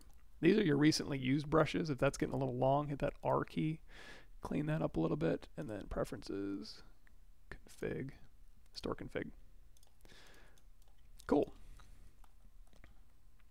And speaking of that planar, that one brush, what was it? Alt-K? Yeah, planar brush. I like that little shape it made. Now it does pull straight through, so for things that are thin, let's go ahead and do, just want to make sure I explain this as well. If we, another thing I was supposed to mention, if you're new to ZBrush and you don't even know what I'm doing or what this program is, go to the Pixelogic website and grab the free trial, and you can ZBrush to your heart's content for the number of days it allows you to do that. So at least you can follow along. And if you go to my Pavlovich YouTube, I got a ton of tutorials that are kind of fun to do. I think they're fun. I might be biased though. So if you have a really thin mesh like this and you're in here with your clay buildup and you're like, that's weird. Clay tubes. I call it clay tubes even though, okay, so that's why. So usually clay tubes behaves like this. The reason it's acting weird is because it's pulling through in the other side of the mesh and doing something crazy. If we grab the clay brush, if your brush gets bigger than, if your brush size is bigger than the width of this object, make sure you go down here to auto masking for your brushes and turn on backface. So now you can make your brush size as big as you want and it won't suck through the other side. Like, it's because I had X on. So if I turn X off and then go to clay buildup, you're going to be like, oh, it's working great. Dynamesh. Oh, oops. It sucked through on the other side, made a really thin mesh. To avoid that, turn on backface. Now this isn't global. Like Mask by Polygroups is global. Once you turn that up, any brush you use, it has that turned on. Unfortunately, backface masking isn't global, so you'll have to turn that on for like your H polish, your trim, your clay buildup, all that good stuff. If we don't want that, we can go ahead and do, instead of doing slice, let's do trim curve, and then I'll go ahead and slice that off and cap that for me. Mirror and weld, hit X across X symmetry, and we're off to the races. Default UI templates, the icons on the right side are a bit smaller. Some of the UI templates, the icons on the right side are a bit smaller, like brush, alphas, textures, etc., squares. So on the right side, you mean over here? Brush, alphas, textures, how do you make them smaller? I'm not quite sure I follow, like when you're doing a custom menu. So if I take my base mesh here, and then if I want to, I can go over here to preferences, enable customize, turn that on, and it kind of changes this. So like these things are smaller. These are the main ones here. Oh, default UI templates, the icons on the left side are smaller, like the brush alpha textures. Oh, got you. So when I have this open, you're talking about the difference between this one and all of these ones here, like these smaller ones. Because these are just like recently used. So if I did want to throw these down here in my custom area, you have to kind of click them first. And then you can do Control Alt. If you grab this big one and drag it down, that's actually going to give you the brush menu. If you grab the small one, Control Alt and drop it down, that'll just select Insert Multi-Mesh Bricks. Is that what you're talking about? That's the difference between them anyways, like why these ones are smaller and this one is bigger. Is just because this is the brush palette, and then these ones are the actual brushes themselves. So you can go in here and grab this one, and now that I've selected this one, I can hold down Control Alt, drop it down here. If I don't like these, Control Alt, drag them into the document, and you're good to go. But if that's what you're talking about. Oh, cool. Yeah, awesome. So throw that over there. And another thing you can do that might, it's a little creaturey, and we're definitely going to be doing some creature sculpting on this channel because creature sculpting is so much fun. But not tonight. But another thing you can do that I usually reserve for creature sculpting is I'm going to go to Insert, Z-Sphere. And we're just going to look at the helmet and the Z-Sphere here. I'm going to hit X to go across X symmetry, E to scale it down, turn on transparency, shove that right up into the middle of that mesh out of the way. This is also the same method I would use if I was retopologizing. But what another thing you can do, let's go down here to Z Sketch, turn on Edit Sketch. You're going to see I'm in my sketch brushes now. And now I can go in here. Let's change our depth. I think our depth's having a little bit of problem. Also make sure you turn off Enable Customize if you had that turned on. Nope. Brush menu. There we go. Underneath depth, I'm going to raise that up a little bit. There we go. So now what you can do is you can actually use Z sketching to go ahead and just kind of like sketch stuff around. So I'm going to turn on some more of these. This one here. Yeah. So, and you can kind of get a really cool, quick, like HR Giger look just by doing some of the Z sketching stuff. And if you want to leave the mesh, you can go in here and just kind of start, you know, doing this kind of stuff. And you can, whoa, where'd you go? Make sure you have local turned on. And then you can go in here and you can like fill up this webbing in here. You can use smooth brush to kind of smooth these things down. So you can get really, really cool stuff going. Now it's still kind of concept-y here, but if you wanted to, and this is also a cool way to kind of do really quick roots for trees, sometimes pipes, if you don't mind doing a little bit of Z-remesh to kind of clean them up a little bit. You can just drag on really quick wires and stuff to kind of do this. You can also just use, and we'll do this too, you can take your Z-sphere and just place those as pipes or wires as well. But this one's a little bit more organic and quick, and so we can kind of go in here, and this is just really for ideation. Like I said, I use it mostly for creature sculpting, but every once in a while I'll remember it, and then I'll go, you know what might be cool is I'll just grab some Z-sketch and I'll go through here and just kind of just pull out some interesting stuff. Like, okay, good enough, right? So if I hit A on this one, it's going to give me a unified skin that is not very doesn't have a whole lot of resolution. So usually when you hit A with a Z sphere, it'll give you an adaptive skin. In this case, since it's a Z sketch, we get a unified skin. So if I change this resolution to 304 maybe. Let's see what it's doing here. Polyframe, solo. Should give me something decent. And I'm gonna actually, let's do a Z sketch. We'll optimize that for it. Crank that resolution up. Anyway, it should give us a nice unified skin. I'm not quite sure. I think I'm working centimeters for a Marvelous Designer. So that might be throwing ZBrush's scale off a little bit. We'll see how this works out. That's another thing on my channel that we'll do is I'll do Marvelous Designer on my channel, and then I can bring it on this channel, and then we can use ZBrush to like Z-remesh and project to get all our, we get UVs, subdivisions, and all our detail back. You know what, this is good enough. Make unified skin. And then that Z-sphere we don't need anymore. Yeah, I'll have to check out what scale I'm at because that might be affecting that Z-sketch. Append that Z skin here. And then actually I should have done insert. I can just throw this up at the top and then drop it down a couple. So now we see all this stuff, we're in solo mode. And now I can just kind of use this. Let's hit X and we'll go ahead and Dynamesh this. So now we can kind of use these shapes to kind of start adding maybe some cool new shapes in here if we want. And again, it's just H polish is another good one for like sci-fi stuff, especially if you just want to kind of come in here and start polishing some of these surfaces down. You can also use trim. Go grab some of the trim brushes in just a second. Hold down Alt.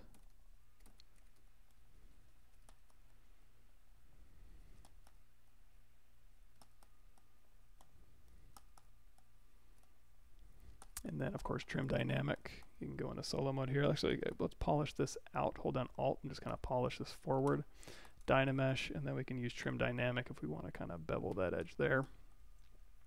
So we're already getting kind of a cool, I mean, I don't know, maybe it's not cool, maybe it sucks, but you can kind of start playing around with this kind of thing, and then it's like, okay, you know what, let's integrate this sphere on the side here. This is okay. It's not killing me yet. So we'll leave this for a bit. Maybe we can mask this and kind of pull this back, or we can just use our move brush. And this is another good way to do like fantasy characters, like Dungeons and Dragons style. Go in here and just do kind of really quick plate armor and, you know, put in an eagle skull. And that's another thing we can do on this channel as well, is fantasy characters are super fun to do. We'll get some chainmail and some fur and some Roman style sandals. Another one. Some boiled leather. We'll do some Game of Thrones fan art maybe. All that stuff's really fun to kind of play around with and concept out. But so is everything. As long as I'm in ZBrush, I'm probably having fun. That's why I use ZBrush for everything. Because as soon as I leave ZBrush, it's like, oh god, I'm in production mode. Hold on, let me talk about vertices and UVs and can't get into that whole mess, you know. But in ZBrush, I'm having fun. I'm doing cool stuff. I'm having concepty time, making creatures and trying to make good decisions. Maybe I don't like this as much as I thought I did. Kind of pull that back out, push these down, pull this part out here. So now you can kind of start making decisions like, okay, this thing can go around here, and then on this one it can kind of go in there, go back down around here. I'll kind of clay brush this up here.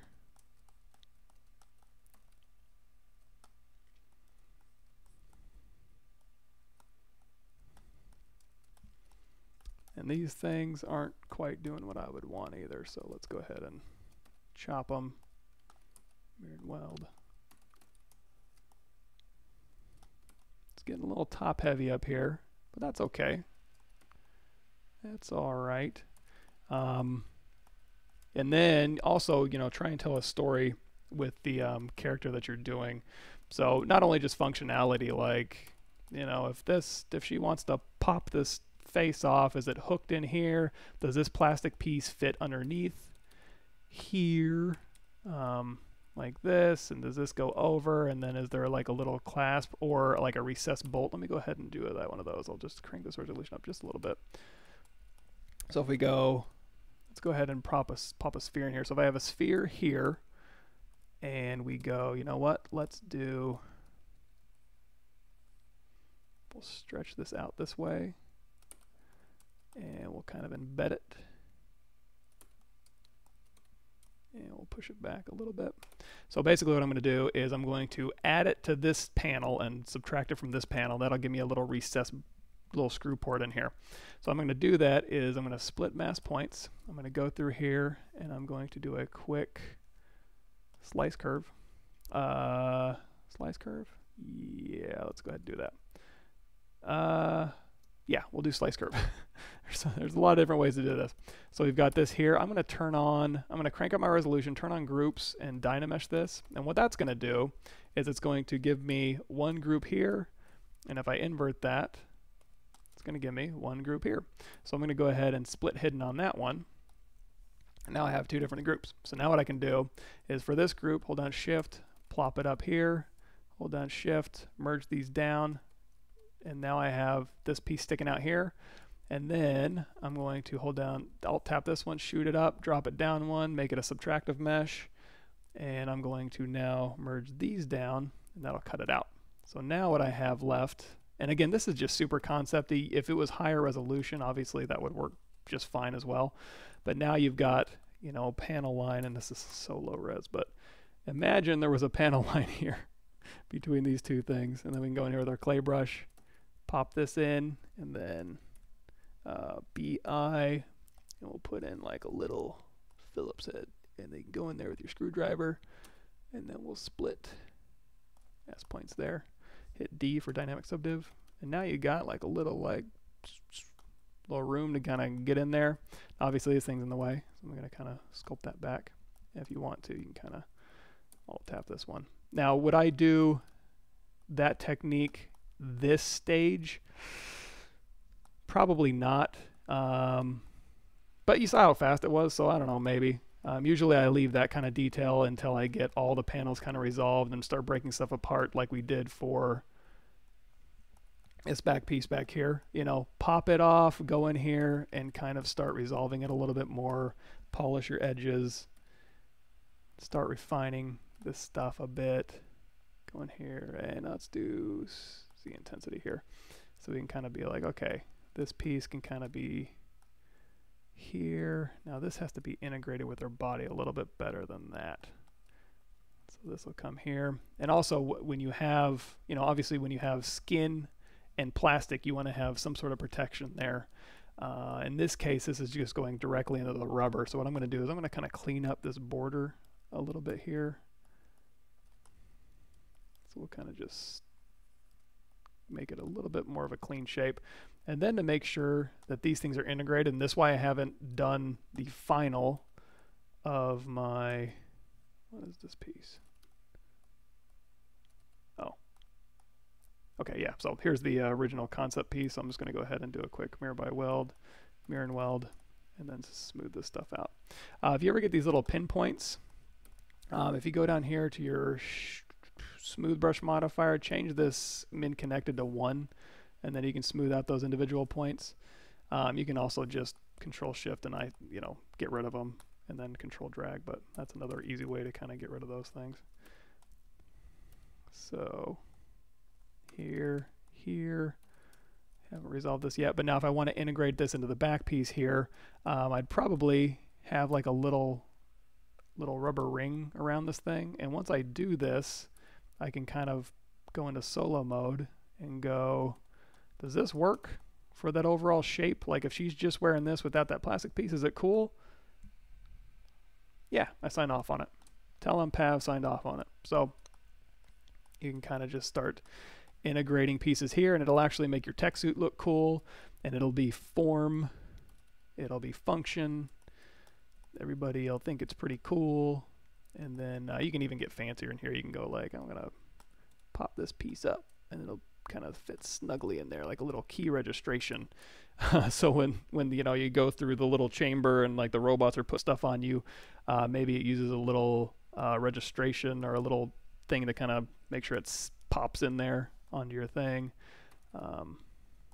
Who knows? It's the future, right? Put a little thing here, so that's a little bit better integrated. This is still pretty poorly integrated here. If I want to, how much time we got? All right, last 15 minutes. Let's go ahead and pump this back out. Everybody good down here? If I missed any questions, just post it again. I try and keep an eyeball on it, but I probably miss some stuff. And I don't mean to. Like, if I ever can't answer a question, I will say it. I won't just ignore it. I'll be like, I have no clue. Or I have no interest in doing that. But don't feel bad. I can usually at least point you in the right direction. And we'll move this down. And then if I want to, I can go ahead and go, you know what? Let's, I'm going to change this. This looks like a philtrum on a mouth here, and I'm just like, don't make a face back here. That's all I want, is not to make a face, and I'm over here making faces constantly. So let's go over here, and we'll dig this side in. Does that look like a face? Kind of still, but not quite as much. So I can also duplicate this thing off, and then shoot it to the top. Hold down shift, shoot that one to the top. I've just got these two at the top. With this duplicate, if I dynamesh this or do a subtractive mesh, it's actually going to do a really choppy job because this isn't actual geometry. We're hitting D, which is doing our dynamic subdiv. And if you want to crank that up, just crank that subdivision smoothness up one. Looks good, right? If you like that and you want to actually use this as a subtractive mesh with nice smooth edges, make sure you hit apply, and that'll actually give you subdivision history here. So now what we can do is we can go ahead and merge. Let's do the subtractive mesh merge thing here. Merge that down, chop that out. And now we can kind of see everything. We'll bring everything back here. There we go. So now that kind of fits in there. And now you can go through here and be like, okay, you know what? Let's put a little bevel on here. And again, I'm not really in love with this shape just yet, but I don't really feel like concepting too much tonight, even though that's kind of like a lot of what I did. But kind of fill this out here. Maybe we'll trim dynamic this down. And again, that's another thing you need to ask yourself. Like right now, I've got this guy here, which is totally like straight up. He's got a flak vest on. He's got a vest on and like military pants, and he's pretty military. He's got some sci-fi stuff here, so he's gonna be like 75 years in the future maybe. So when I start doing pouches and stuff, they'll be a little off, but still recognizable as basically military. And he's still pretty organic. I might go in and change him up and like do maybe more aggressive panely shapes. I tend to end up with this kind of Kenneth Scott looking thing if I'm left to my own devices, where it's, and I'm not saying I'm like Kenneth Scott or anything, but it reminds me of some of his stuff that's more organic, kind of hard edge shapes. So as you can see, I'm already kind of doing that here just because it's easy to kind of go in here and just kind of do that in ZBrush and then rebuild it and get what you want. On her, I'm thinking I am going to make her a little more, I'm not sure what I want to do yet. You know what? We'll feel it out as we start concepting her up and refining her. We'll see how it goes. Let's go ahead and push in a little thing here. Maybe these are like little exhaust ports or something. Nostrils.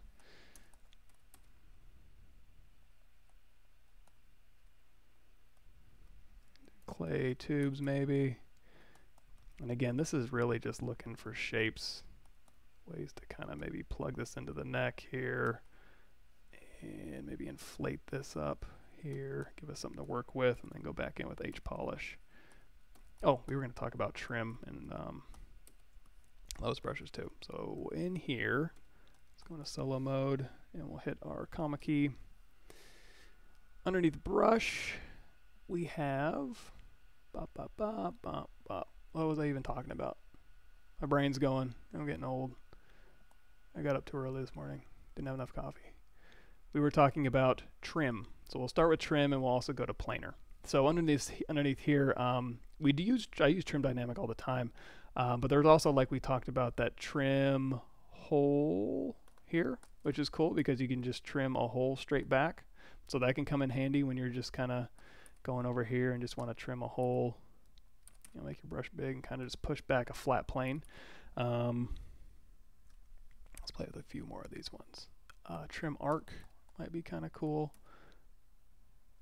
And that looks like it uses backtrack. Now, obviously, that looks like you can just pick like a normal plane and then it'll kind of just pull in from there. So you can just really quickly kind of do some Rorschach test. Now, probably on like a more defined shape, it would work a little bit better. So always keep that in mind, that what you're using it on may not be the ideal usage for that. Let's say trim dynamic sliver. That's cool. Let's keep going through here. Sorry, I'm just going to be experimenting while you guys watch me. Sorry if you're bored.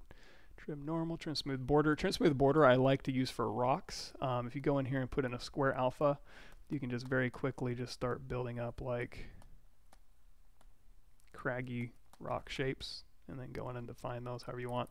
Probably it might be okay for sci-fi armor if you're just doing like super aggressive, like beep boop beep, I am an aggressive robot, you know, getting some nice panel line shapes in here like this. That's pretty cool, right? So I take it back. It's great for sci-fi. Use it.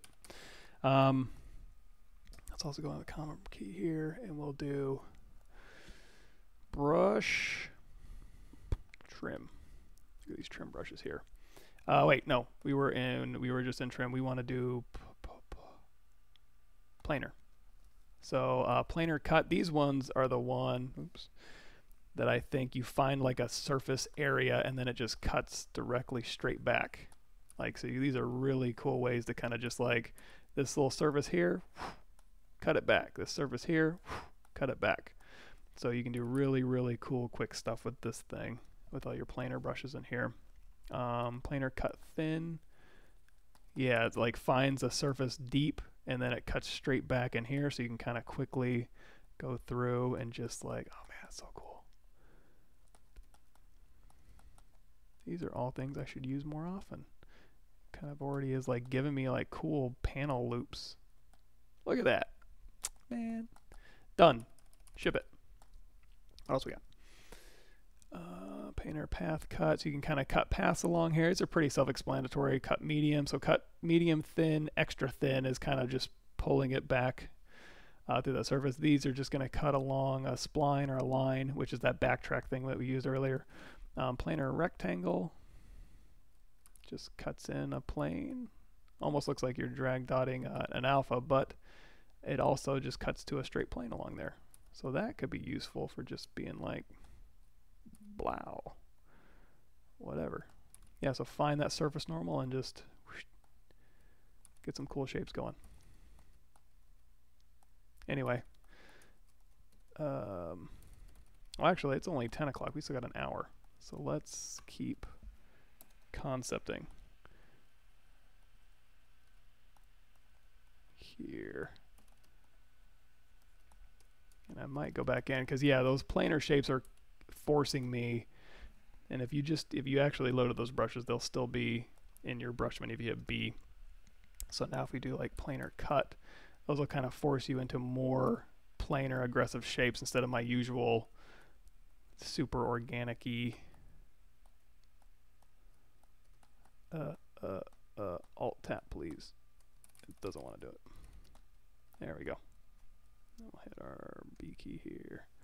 Planar cut thin. Man, I really like that planar cut thin. Glad I experimented with you guys. Oh man, this is good. This is good stuff. Hee hee hee. I'm digging it.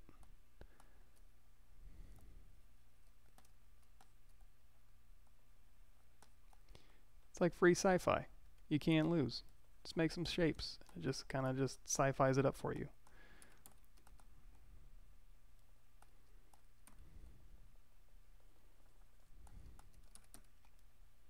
Anyway, let's try.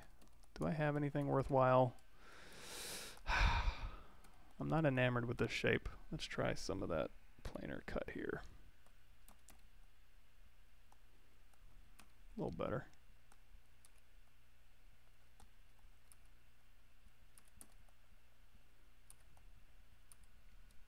Let's do planar cut medium. Did I not grab medium? That's thin. Extra thin we didn't grab. Let's go grab medium.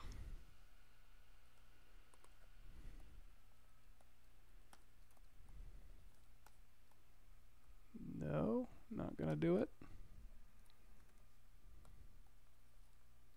That doesn't. Maybe this is. Maybe I gotta make my brush size really small since it's.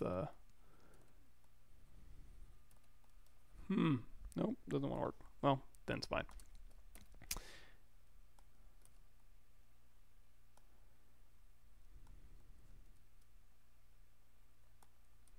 And I'm not looking for like ultra complex. You know, you do want the eye to rest, which is why, you know, I got rid of the super noisy thing right here. Now, this doesn't have to be noisy. Another thing that comes into play when you're concepting or when you're just kind of making a character is you can have the noisiest thing in the world, but if it's all the same material and it's all the same color, it's just going to disappear, usually, unless you have like a really crazy spec map on it, or roughness map, I should say. So that's something to think about. One thing I should do more often is start just doing like color fills on this stuff. So let's say, you know what, let's make her skin, just to kind of make sure. This is one of those total like do as I do or do as I say, not as I do, because I rarely do this. But if I was a smart guy, I would go, okay, let's give her just a basic skin tone. You know what, let's turn on Skin Shader 4 and we'll just give her a basic kind of skin tone here. We'll turn on mRGB and we'll go to color, fill object, and then I'll go ahead and fill her with that material. And then if I bring everything else back, we'll go back down to our matte cap gray. And now with this one, we can go, okay, for this material here, and you know what, you really don't even see her except for her head. So temporarily, just to make this easier, I'm gonna go, you know what, you just get a head. And you don't even get a neck. Sorry, I was sloppy. And then for the rest of this stuff here, we can tag this one and we can go, you know what, I'm gonna make you like a dark gray, and we'll just do RGB. I don't need to do the material. I mean, you can go in here to your matte caps and be like, oh, what's the perfect leather, and do matte cap gorilla or something, but I'm not gonna do that much. And then we'll tap the rubber and plastic parts here. Alt tap, man, it really doesn't want to. Just destroying this mesh underneath here. There we go. For this one, let's say, you know what, we'll just make this a lighter gray.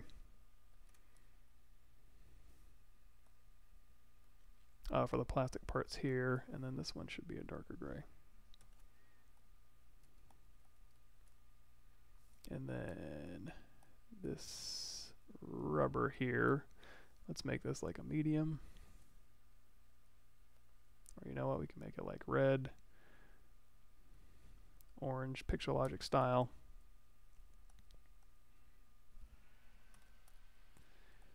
And then you can start evaluating, like, does this color breakup work? Does this fade up? Now, obviously, this kind of stuff needs to be pushed back, so I can just grab this one, and because this is going to be underneath, I can just really quickly kind of push this stuff back. And once I've made the decision that this rubberized pieces is exactly where I want them, I will go through and rebuild all of that, and I might make you guys sit there and watch me do it. It didn't take that long, but I'm not quite sure that I want to keep it there, so that's why I don't do it just yet. Because if I make any changes, I don't want to be like, well, do I need to go back to my lowest subdivision level and freeze transformations and add an edge extruded face? Ugh. I want to make sure it is what I want here. And even while you're in this phase, if I was at work, what I would do is I would decimate this down, give it some UVs, bake some maps, throw it in the painter, and then just do a really quick material treatment, throw it over to the, put it on the skeleton, make sure it's weighted, throw it in the game, and then she can run around just like this, and you can make design decisions based on, do the colors read? Is she big enough? She's tall enough? Does her silhouette read in game? All those questions you can answer right now, just with decimating. You don't have to make perfect geometry or anything if you're just getting it in and wanting to evaluate it in context here. For this thing, let's change these to white.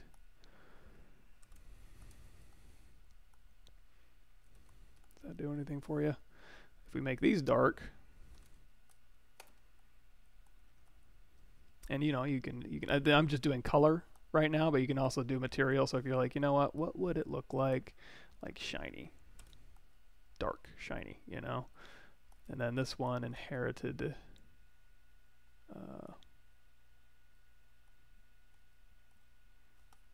that shiny, so I'm going to go ahead and map this out. So I'm going to go back to matcap gray, and then we'll do mRGB. There we go. And then this one looks like it didn't pick up. So matte shiny mRGB. Oh, you know what? Sometimes the color, I have to go to color fill object. My hotkey doesn't quite work for that. That's why. Let's try that again. Matcap gray, color fill object. There we go. So now you can kind of see, and this thing too. So we'll grab this one. Now if I want to steal this color and material, I can hit C to sample the color, and I can drag from this material over there, and then I can go to color fill object. And now I can kind of see like, yeah, okay, that's kind of working here. And oops, I forgot this piece here also needs to be matcap gray. Make sure that's the color I want sampled, and then we'll go to color fill object with mRGB turned on, and then it'll inherit it. So I guess just safer to use that. You can say, even if you don't have these paintbrushes turned on, you can go in here and see like, oh, okay, it's metal. Do I want dark metal, light metal, maybe a mix? I can alt select maybe this piece here, and then we can like color sample this, and we'll do color fill object, and then we'll go back down to dark gray and kind of just start checking your material breakup to make sure it's looking cool. You'll be glad you did when you go to texture this thing and you're like, oh man, I wish I could paint in like a cool skull, but unfortunately the way I broke the panel lines, it doesn't make any sense because this is rubber and this is plastic, and next thing you know, you get lost. So do it early, do it often, do it more often than I do. And we'll go back to matcap gray here.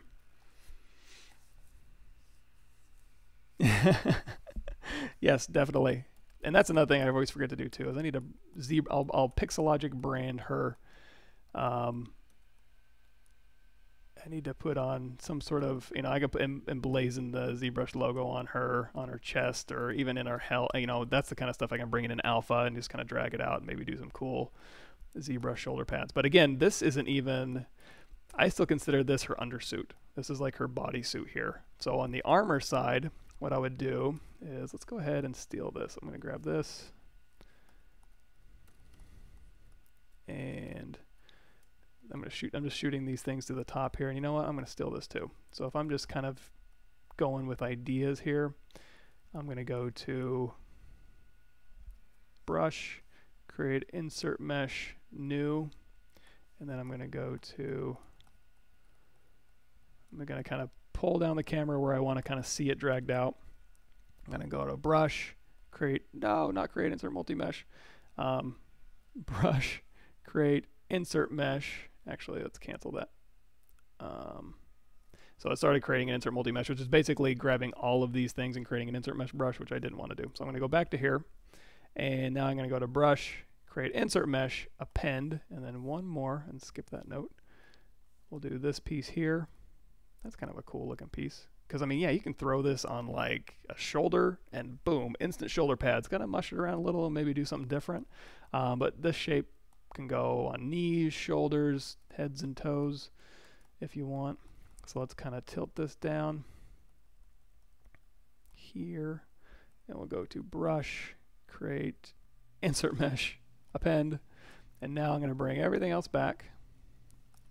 And just using those shapes, I mean, I can always append a sphere in clip and clay brush and Dynamesh and blah, blah, blah. But when you already have shapes that you like, feel free to just kind of like start positioning these things around, maybe scaling them up a bit.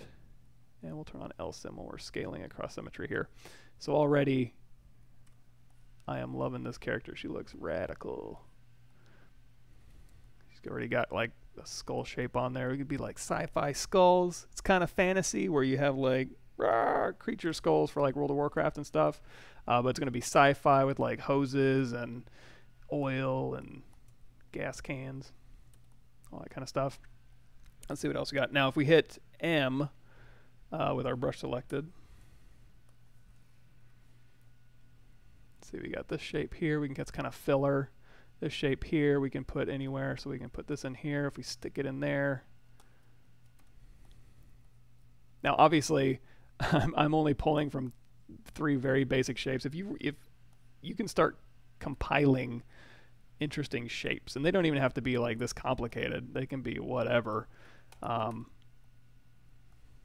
know. But I mean, this is working now. In this case, in this particular case right here, I basically just took her helmet and put it on her shoulder pads, which is okay. Like, that's a good a place to start as any, I suppose. But you know what? Let's try rotating this around. I want it to be too obvious. That's what we did, right? So we'll go ahead and throw this in here. And you never know. You might see something cool in there.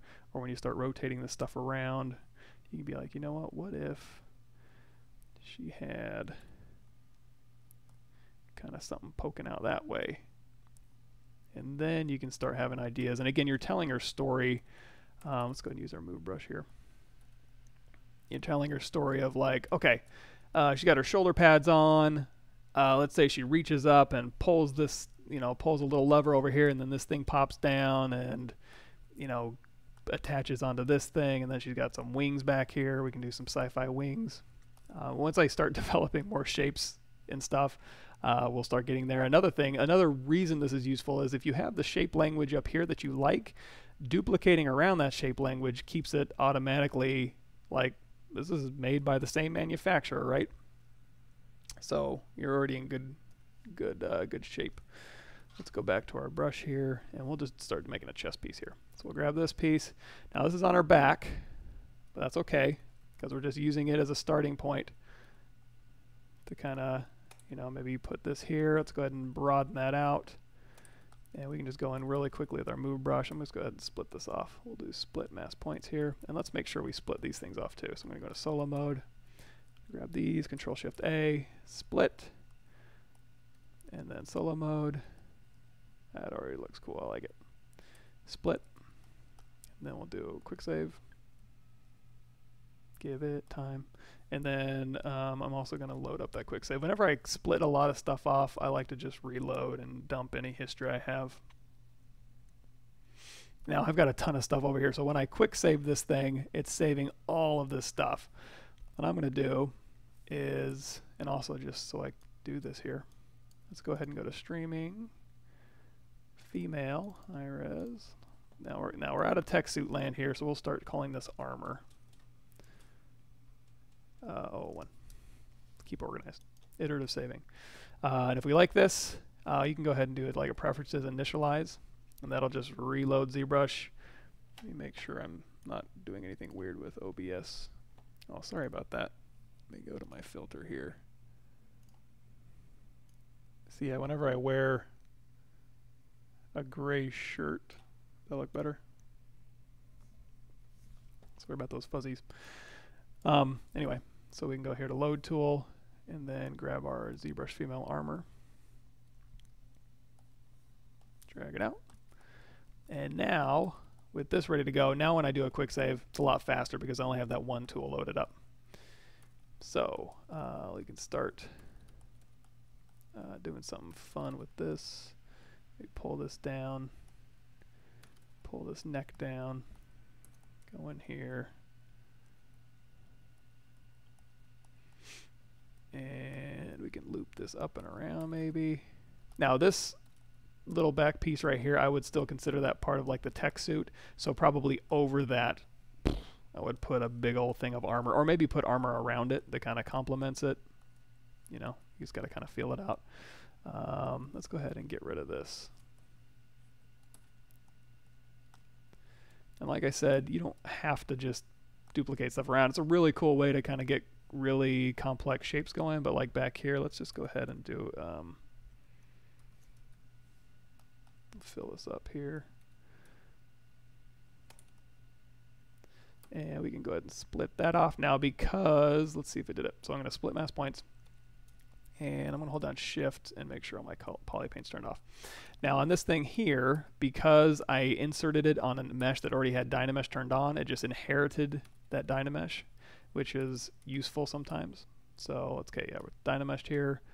I'm going to go back to smooth stronger.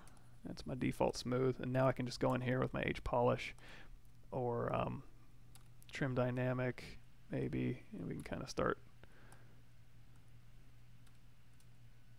moving this stuff around and maybe go in here with clip.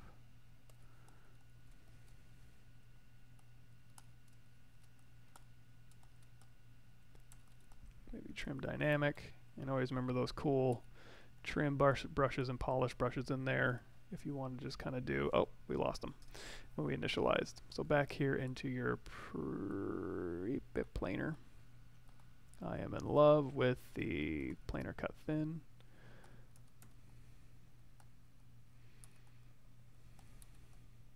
And it might be a little premature to start like dividing these things up. And this is really just for really quick indications of detail. I'm not going to say, oh, I'm going to go in and rebuild that real quick. I'm not doing that at all. I'm just doing indications of like surface breaks and form breaks. So it'll maybe give me ideas and maybe kind of jump out at me as like maybe some cool direction to go into. So here, and then yeah, that back piece we can do. I kind of want to resolve this helmet a little bit more. I mean, these shoulder pads are looking pretty cool. Those might be cool to kind of riff off of real quick. But if I just want to work on this helmet, what I'm going to do is I'm going to shoot all these pieces of the helmet straight to the top here. And her head too, why not? I get all of them. And now I can just go in here and turn off everything and then just bring back her helmet. And then if I want to work on a solo piece, then I can just hit solo mode, little solo button over here, and I can kind of look at things and I can come back and bring everything else back. So we'll go into H polish here. I'm liking this shape here. I don't know what it does yet, but it's probably going to do something cool. So this was like a rhino mount.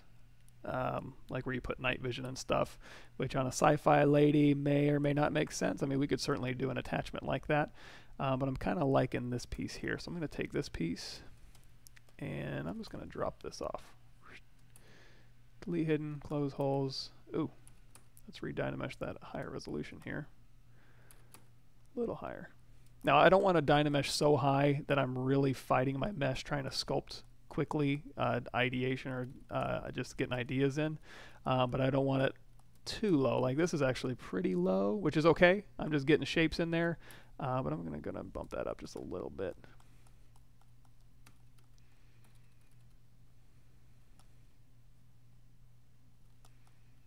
We'll cut this in here, and the cool thing about this type of thing,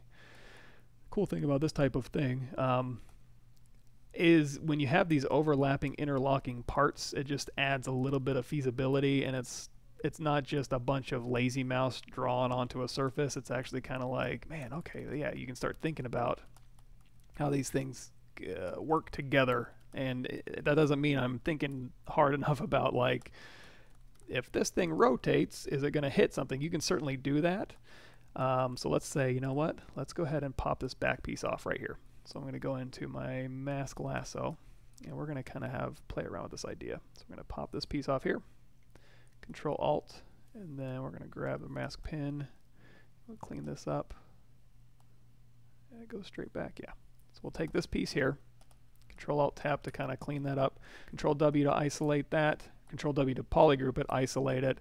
We'll do a split hidden, and if I want to just close these holes, it's going to do not a great job, but I can also just manually do a close holes. Oops, when I undid it, brought it back. So we'll do a close holes, isolate those holes, invert that, and then we'll just kind of pull this out. Now, by not a great job, it did its job. It did what I told it to do, which is close holes. But when you have shapes that kind of do this, it closes the hole. It can't go in there and clip for you. So really, it did a fine job. I did a bad job of expecting it to do anything else.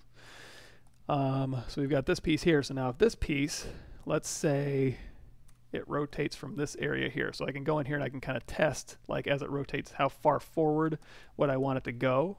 And if she has it up for some reason, what's back here that's being contained? Maybe it's, I don't know, a flare gun. And she can pop that forward and shoot flares out, or to stun her enemies, or what was the old game? I forget what it was called, where you're driving the little red car and you're kind of an overhead view and you can like pop out like oil or like nails onto the road. I want to say it started with a T. That's going to bug me. Anyway, any number of things. Maybe she can keep her snacks in there. And if she gets hungry, she can just pop that open, and then there's like a candy bar or like a protein bar. All sorts of cool stuff can be in here, and hoses, and tubes, and microchips, and all that good stuff. And then, you know, you're going to want to make sure it can rotate down here. And if you want to rotate it down further, you're going to need to make sure that this thing can like embed and sit in there. An easy way to make sure that happens, and it's compatible with your other meshes here, is to, so this is in its rest state, right? So I'm going to take this, I'm going to duplicate it, shoot it to top, take this one. No, not that one. Take this one, and I'm going to shoot this one to the top. And then on this duplicate, I'm going to make this a subtractive mesh. I'm going to merge this down, and now this piece is cut out there. And now I can already go in here and go, okay, yeah. So when I'm modeling this, I need to make sure that these pieces stay kind of free, and then I can go in here with my H-polish. Yes. Definitely Spy Hunter. Yeah, so when you're driving the Spy Hunter and you're shooting cars, and then you can like pull into the big tractor trailer semi, and then you can get your like power boosts and stuff. I'm probably really dating myself. I used to play that at Mr. Gaddy's here in Texas. I think Pizza Hut had one. I wasn't getting my butt kicked by Ninja Turtles. There we go. So we can kind of just plop that right in there. And now these two pieces kind of function together. And if I rotate it forward, you know, this thing needs to swing around. I'm going to go ahead and clean up this shape just a little bit using clip.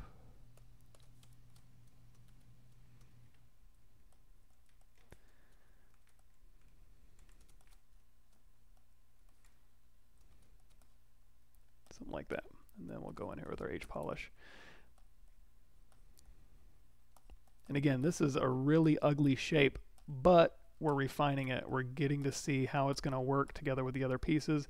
And then when I'm ready to really set it in there and go, okay, I'm digging this shape, it's really working for me, then I can make the decision of how I want to remesh this thing or rebuild it. Let's go ahead and let's do auto masking. I'm going to turn on auto masking for all my brushes again. I need to ask the Pixologic guys if there's a macro for this, if I can run something that'll just turn on. But see, that's the thing, is I only wanted to turn on backface masking for certain brushes, because on my move brush, if I turn on backface masking, it's like, okay, I'm moving, and then you look back here and it's completely disregarding back faces, which I don't want. So just on like 10 brushes do I actually want backface masking. And then we can go ahead and clean it up. Again, this is just part of that refining process, which is, I think it's fun just to kind of see how these things are going to work together, you know. And then just to make sure that we can message that this thing turns, you can really quickly just pop a little round thing in there. And if you want that to match up, we can go in here with Trim Dynamic and make the surfaces match a little bit better.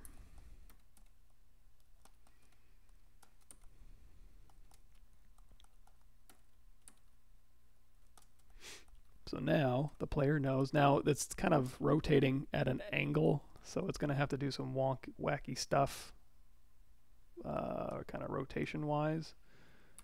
But I'm going to ignore that for now. So here's her forward. It's going to hit that little area right there maybe. If I wanted to, I could duplicate that position off and then use that as a subtractive mesh. But for now, I'm just going to kind of pop that up. And that kind of gives her a cool silhouette too, you know? So let's kind of keep that up and keep playing a little bit. You can also save that off as a layer. So if you wanted to have that, let's see if this will even work. It's been a while. Let's go to layers, and then we will make a new one. And on this layer, I want it to look like this. And then if we turn that, we turn off recording, and then we turn that layer on and off, you can just snap between those two positions here. So you can kind of have that. I'm going to go ahead and bake it because I don't want to deal with layers right now. But FYI, you just kind of keep that rolling. Now this thing needs to be re-dynameshed. And now we can kind of start resolving these areas a little bit more. Oh yeah, I was going to rotate this up and keep playing. So now here, that's where that gets carved out. Now normally I wouldn't do any subtractive meshes until these things were a little bit more refined, because see how blobby and crappy this is, and I just cut it out of this mesh. Probably not a great idea, but I did it anyway. Get too excited about process. And like this thing too is like, you know what, I kind of wanted to keep this round, so I'll actually move my other shape around this thing. Let's see if there's anything worthwhile refining on her. I'm going to keep going back to that back piece here. Okay, so we did one pass of refining. I'm going to do another pass, and then we're going to start doing like finished piece refining here. So let's go ahead, and this thing comes in here.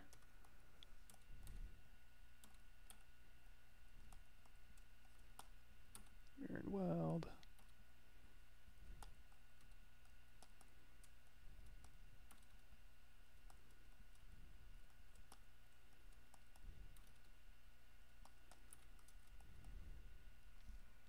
H polish.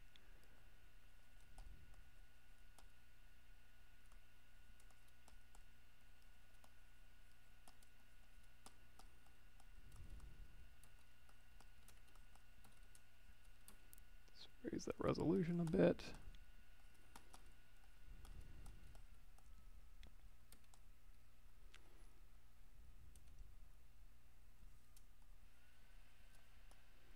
All right, and even if I'm not enamored with this, when I'm refining these things, it's usually not a deal breaker. It's called killing your babies. Basically, if you fall in love with something and then the art director goes, it's not going to work, or the designers go, it's not going to work, you're going to be really, really mad, and you're going to be really, really hard to get along with. But if everything is really easy to kind of just be like, it's okay, no biggie, And always remember, you can save off anything, even if it didn't work in that scenario, save it off. You never know when that shape can just come in from a library and you can use it again. I was weary to use library shapes that I have previously just because, you know, I kind of want to start fresh. I don't want to start pulling in a bunch of things from other projects. I want to be like, you know what? We'll just start off fresh with this character, and we'll just start building a library with her. So if we need to make a variant, we can really quickly just go in and just start pulling shapes from that. And obviously, I mean, that's one thing while you're concepting, but another really obvious one is if you build bolts or if you build straps or buckles, for the love of God, please save those. There's no reason to keep building the same buckle over and over and over again. You'll go crazy. Okay. I'm not in love with this, but we can, you know, part of the refining phase too is if I refine this and decide I want to change it, I can just Dynamesh it right there and just go to town however I want. So let's say this is kind of good enough. So what I'm going to do is I'm going to start breaking some of these pieces off and kind of, ooh, I kind of like that.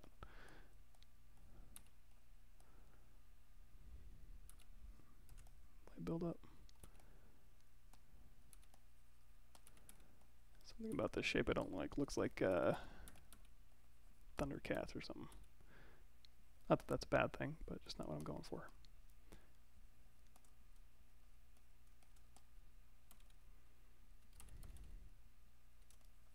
Anyway, so we can start chopping in or developing some of these pieces a little bit more.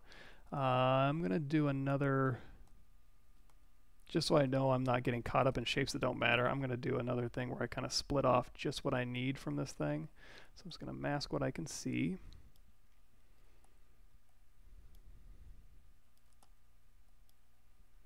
Along its border here.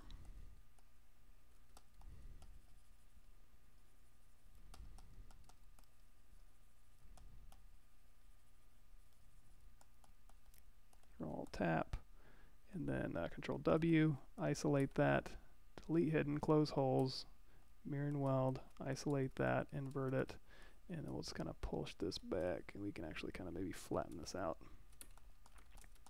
There we go. So now I have a pretty obvious dividing line between what's seen on the mesh and what is not. And go up here and kind of blend that out. Okay, so now that we have this, let's go ahead and say, you know what? This piece here is kind of stamped in. Let's go ahead and make this a little more manufactured looking. What I mean by that is, in order to get this shape, you would have to do like some sort of injection mold. Like if it's plastic, if it's metal, you know, would it be a panel? Would it have panel lines cut through here? Is it machined from different pieces? You know, does this piece pop out? That might be interesting. You know, we can kind of, I'm not digging that line right there. Let's go ahead and H polish that.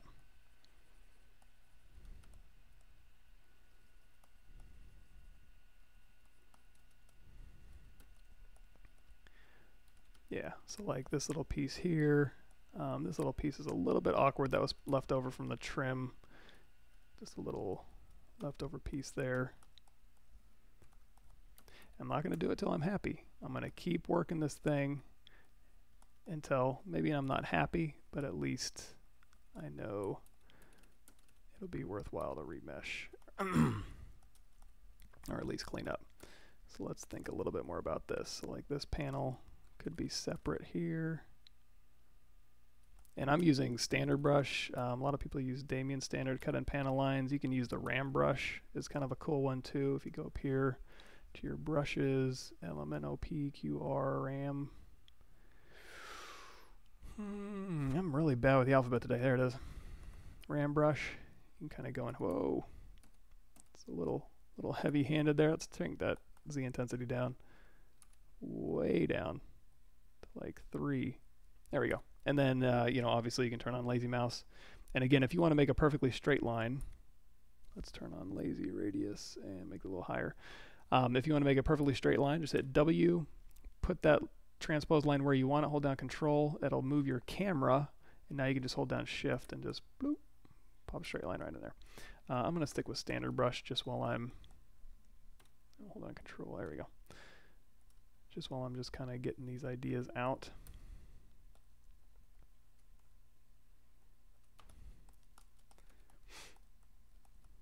And then this piece here. Let's turn that intensity down just a tad. And if I want to square these off, I can try and use my Move Acu to kind of pull those into corners.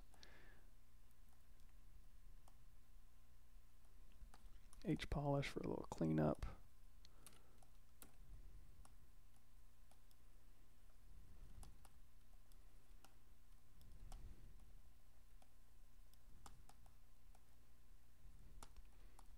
This in here, I probably don't need it all, so I can kind of indicate to myself, you know what, just cut all this stuff here. And it looks like when I did that close holes thing, it kind of did some weird stuff, so I'm going to bring back everything. I'm going to pop this to the top, this to the top, and this to the top, because this is what we're working on. 1, 2, 3. Duplicate. We're going to go smooth up one, apply, subtractive mesh, merge down, and oops. Let's try that again. Merge down. There we go. If you want to get really fancy, you can even see, like, you know, if this canister actually had details of like something that kind of went in there and got stored, or gave her carbonation for her drinks or whatever, you could go in there and fine tune that. And then when you do your subtractive shape, it'll really fit in there. So if you 3D print it, it'll fit up in there like a little puzzle piece. But I'm not that fancy just yet because we haven't detailed that canister out. Canister detailing can be fun depending, I mean, it can be fun in a lot of different ways. If we want to, let's go ahead and duplicate that off, shoot that to the top, and just really quickly, I'm going to turn on my floor, and I'm just going to keep that bevel, but I am going to go ahead and just temporarily, while I'm just kind of sculpting, I'm going to go to deformation and unify, because I am just going to kind of sculpt this cylinder here. And I wonder if I can rotate this.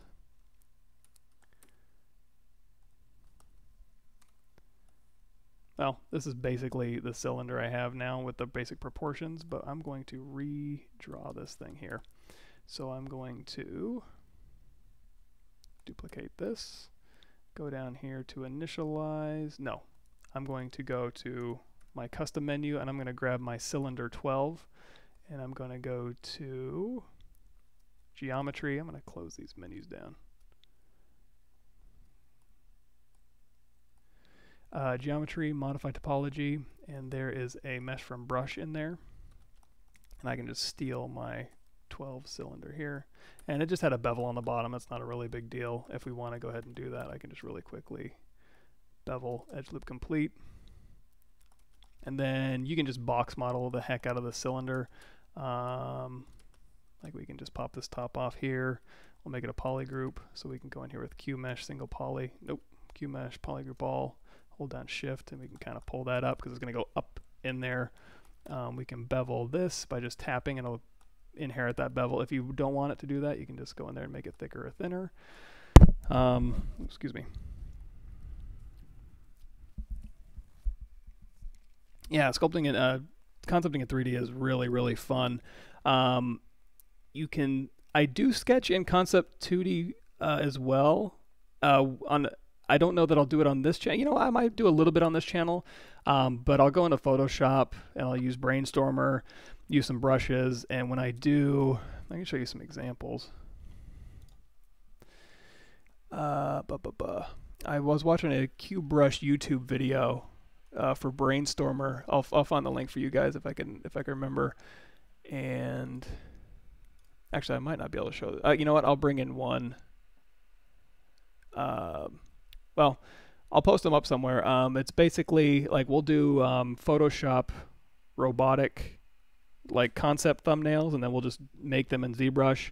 We can also do concepting in here. One thing I like to do, now that we're talking about it, I have that button gone, but up here in your upper left-hand corner, you probably have like a quick draw menu. You can touch that quick draw menu, and it'll take you into a quick draw mode. What I like to do is just drag out a plain 3D, and that's pretty much what quick draw does with a couple extra fancy things. You can go turn off the smooth modifier, divide this plane up, and then if we hit X, we can go in here. Let's do RGB only, color, fill object, and then we can go down here and we can just start drawing. So if we want to, we can be like, okay, let's go ahead and hold down Shift and give us a center plane. And we have, we have symmetry in the x-axis, dynamic symmetry in the x-axis here. So that's cool, right? I do have a mirror program in Photoshop that'll do that, but it's so nice to be able to just draw in symmetry, or even better, if we like that, we can turn on transform radial symmetry in the Y, Z. And now you can have radial symmetry in here. You can change your color if you want to. You can crank that radial count up. Do really cool stuff like that. They even have pin brushes. So when you launch Quick Draw, I think, what's it called? Where is it? Z plugin, I think Quick Sketch, Quick Draw. I like Quick Draw. Quick Sketch, if you launch that, it probably will launch up with the pin brushes. But if you go to BP, there's pin brushes in here, and there's also a bunch of pin brushes in here. So if you go to LMNO pin, there's a bunch of pin brushes you can kind of play around with, as well as, remember when we were Z sketching, there's more Z sketch brushes in here. So for what it's worth. So yeah, you can drop that down like the radial count of 8. You can be like, yeah, super cool kaleidoscope stuff. Also, another cool thing about drawing in ZBrush is you can hit L, and that'll give you lazy mouse. So it doesn't get any better than that, right? You can also do X and Y symmetry, so you can kind of do really quick, and you can also hold down Shift to kind of constrain it, so you can do very geometric kind of profile drawings if you're so inclined. You can hold down Shift, and instead of, if you turn off Z add and just do RGB, you can just blur. It's basically smoothing your RGB values, so you can kind of go in here. Another thing you can do is, let's say, and you don't have to draw, you can paint in here as well. So we'll go down here to turn off lazy mouse here. Yeah, exactly. Like the quick draw icon, I want to make it now where it's like quick draw high noon. Let's go ahead and do X symmetry. Yeah. So yeah, you can go ahead and start like painting in like silhouettes and stuff like in here. And you can sample like a light gray and just kind of start breaking this up. Go in here with your alpha, and you can kind of sharpen up your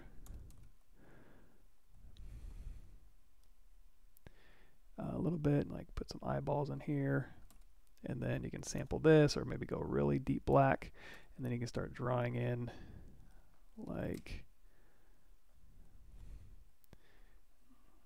maybe do like a little reptile beep boop beep, I don't know, something like this. So,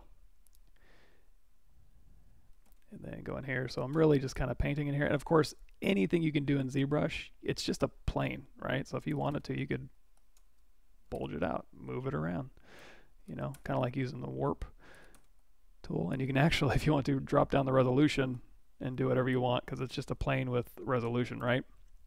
So everything that's available to you in ZBrush, standard brush, drag rect with like, you know what, let's do drag dot with stars, baby blue stars, and just bedazzled up.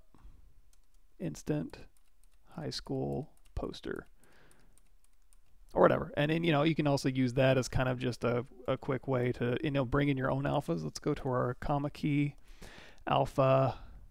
I think I grabbed all these. If you go to the Pixel Logic website, there's a download section, and they have a ton of alphas. So I just grabbed a bunch of those.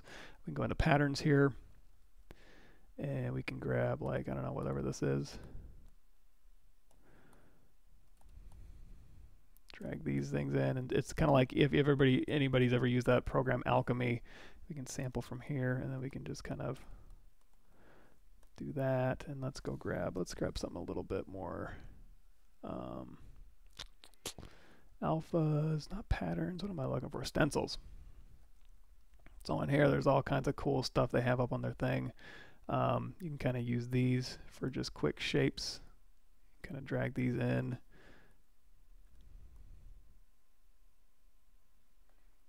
And see if these give you any ideas that you can kind of use to paint over. And then we'll drop this back to standard brush with dots, and then we'll sample. And then you can kind of start filling in some of these areas here, and then painting out some of the areas you don't want.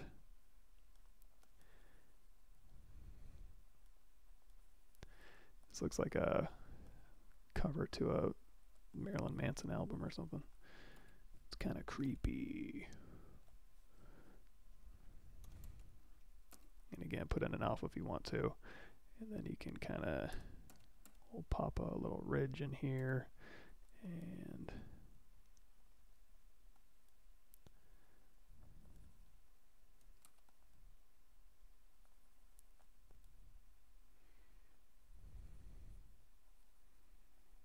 make a cool helmet maybe.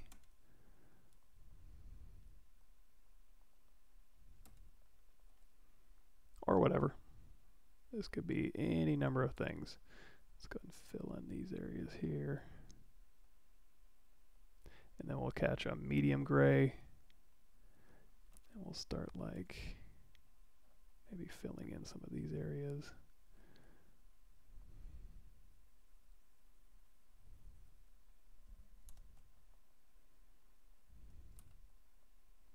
Kind of like that here.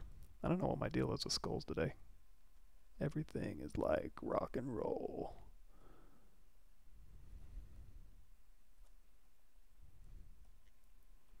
And then we'll pop some highlights. Oh, another thing, I totally forgot. I'm painting on Matcap Gray. So you can go over here to flat color, and that is like just straight up color. You can also, you can drop this to the canvas. You can go over here to MRGB Z Grabber, and then just hold down Shift. You can just grab this as a texture. Oops, I accidentally hit it. Drag out your canvas again. And then if you want to, since you have this as a texture now, you can go in here and just paint with this texture. You can go in here and you can drag out that texture if you want to.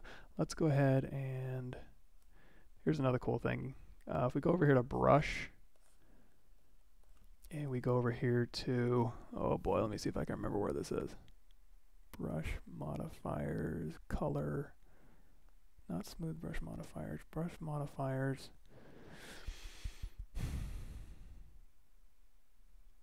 It's gonna bug me. So let me think. Oh, definitely, yeah. Oh, really? The alphas aren't available anymore? Well, I grabbed them. So the with this, there's a way to go into your brush settings. Where is that at? Let me think. It is under, oh boy, it's been a long time. Alpha and texture. Polypaint mode, there it is. Under alpha and texture, under polypaint mode, you're going to see there's a number. 1 is standard, 2 is colorized, 3 is multiply. So if we switch this over to 3 and we drag this out, now they'll just multiply. Obviously, it looks like there's more things. Let me see. 4 is light and 5 is darken, so kind of like Photoshop blending modes. So we'll keep that at 3, and then we can kind of drag out maybe more versions in here, or we can just change this to a drag dot. We kind of drag. Ooh, it's kind of psychedelic. You can even spray it if you wanted to, or drag right. So many cool ways to just get in there and do your thing. But I'm actually gonna. I kind of like that think Skin Shader 4 is a decent one. It's not super white, so it's hurting my eyes type of thing. So if I go back here to drag dot, then we can sample this. And then you just go out here and like pop some, oh, I'm still in polypaint mode. We'll drop that back down to 1. And we still got the texture loaded. Oh, another thing you can do. So many things you can do. Texture, throw this into Spotlight. And now we can like scale this down, go out of Z mode here, and you can kind of just go through here with RGB, and you can just poly paint with Spotlight if you want. Get some cool shapes going that way. What else can you do? Also with Spotlight, you can go in here, and you can go in here and you can do nudge, and that'll change it to this type of brush, and then you can kind of move, you can kind of nudge around your shape if you want. And then we'll go back to out of nudge mode. Now, is this something I do a lot? No, if I'm being honest. But, you know, why not, why don't I? I probably should a little bit more. Because that is radical. Then we'll go in here and it's C, and then make sure we're in X mode here. And if you want to, we can also do geometry. Let's delete lower, and we can just do a quick mirror and weld. You could also do a smart resim if that's your thing.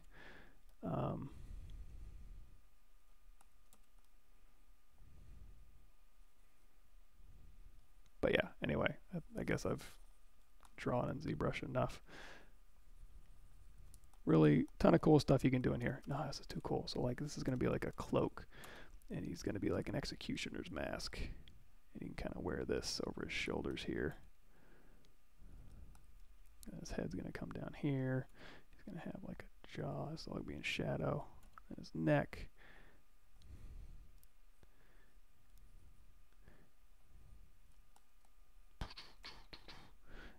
Go in here, and he's got this little curly Q at the top I like. Anyway, yeah, have fun doing that kind of stuff.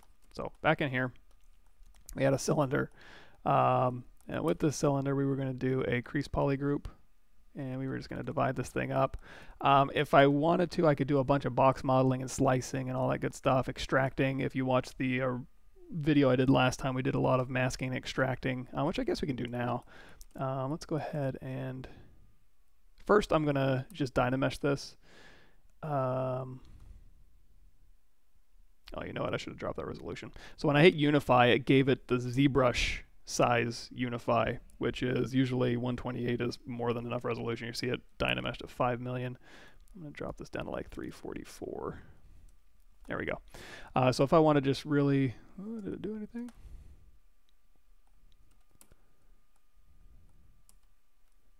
Dynamesh. Not dropping it down. What's up with that? Oops.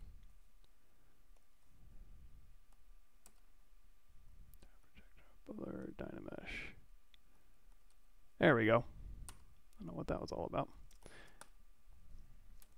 Okay, now if we're going to start concentrating on this thing, what I'm going to do is go over here to transform. And we'll go in Z, nope, Y symmetry. And here's our radial count, right? Go back to Z add. Oh, that's why I didn't update. I think I have to disturb the geometry, and all of that stuff was set to RGB. Anyway, and we did a little bit of this in the last video too, but I'm going to crank my radial count up to 0. It is totally radical. And then, oops, everything's turned to RGB, dang it. So we can go ahead and like do maybe the canister comes up through here, and let's do a mask. We'll keep it mask pin, and I'll do a really thin mask, and I'm going to drop this count down to like 8. And then we'll go up here and we'll mask circle. And if you want it to be a perfect circle, it'll do it for you since we're in radial, but you can also go in here to square center, and now it'll do a nice square circle mask here. And then we can invert that. We can kind of pop this up and maybe pop these out here. And you can always go in here and clean this stuff up with H polish or whatever you want to do. however you want to do it here. And then we can also crank this back up to 100, and we can just very quickly go in here and just like hold down Alt and just cut in some cool stuff here, and then go in here with our transpose and just, or not our transpose, our, oh, how did I get off symmetry here? Did I do something weird? Seem to be pretty symmetrical. I'm not on local symmetry, and I have M turned on. Let's do X.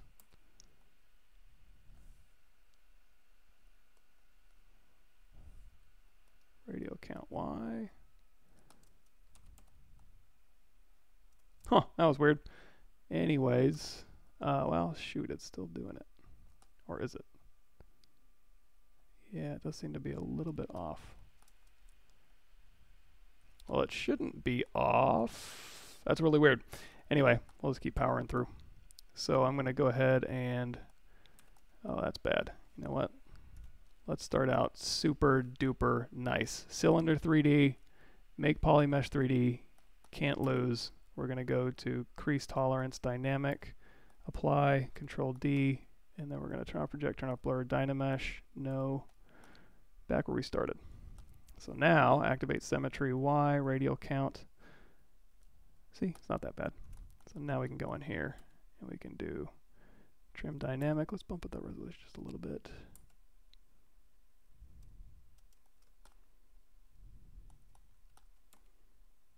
Trim dynamic.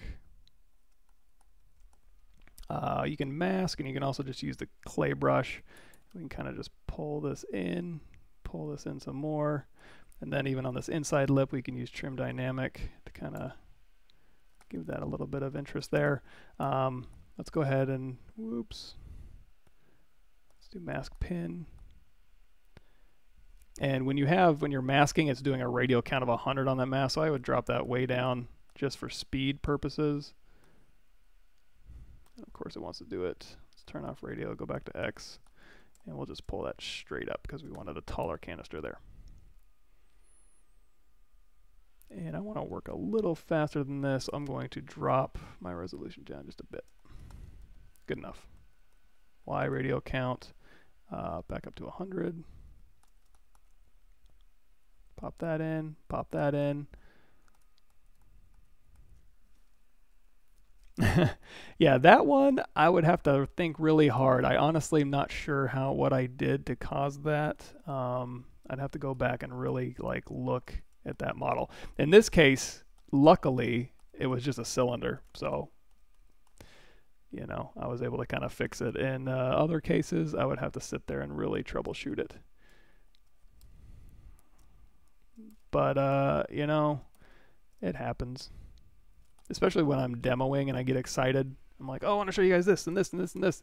The next thing you know, I've touched something weird, and I know ZBrush well enough to usually be able to track it down, but sometimes it's like, you know what? No idea. Start over. But usually also when I'm working and I just have, you know, Star Trek The Next Generation on, and I'm just kind of hitting my stride doing my work, I'm usually a lot more organized with my thoughts, because right now what I'm trying to do is be like, what do we talk about? What are we doing? What am I doing? And it's not really good for my brain, I suppose.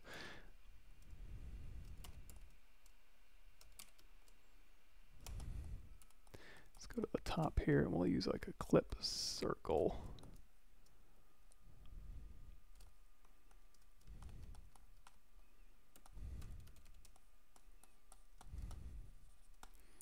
And then, yeah, if we want to extract anything off of this thing, or you know what, we can embed. Okay, let's do this. So we'll do mask this area here, invert that mask. I wonder if we want to do, we kind of did this in the demo too. You can go to clip circle. And I'll kind of pop these things out, or as long as that's not covering, as long as that cross isn't covering, you just go through here like we just did. Oh boy.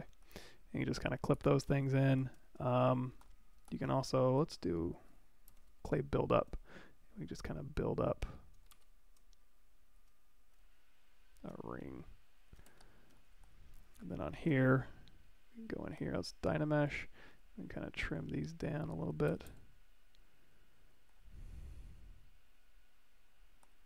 Smooth it. And then on top here, we'll change this to 24. And then we can try maybe clip curve.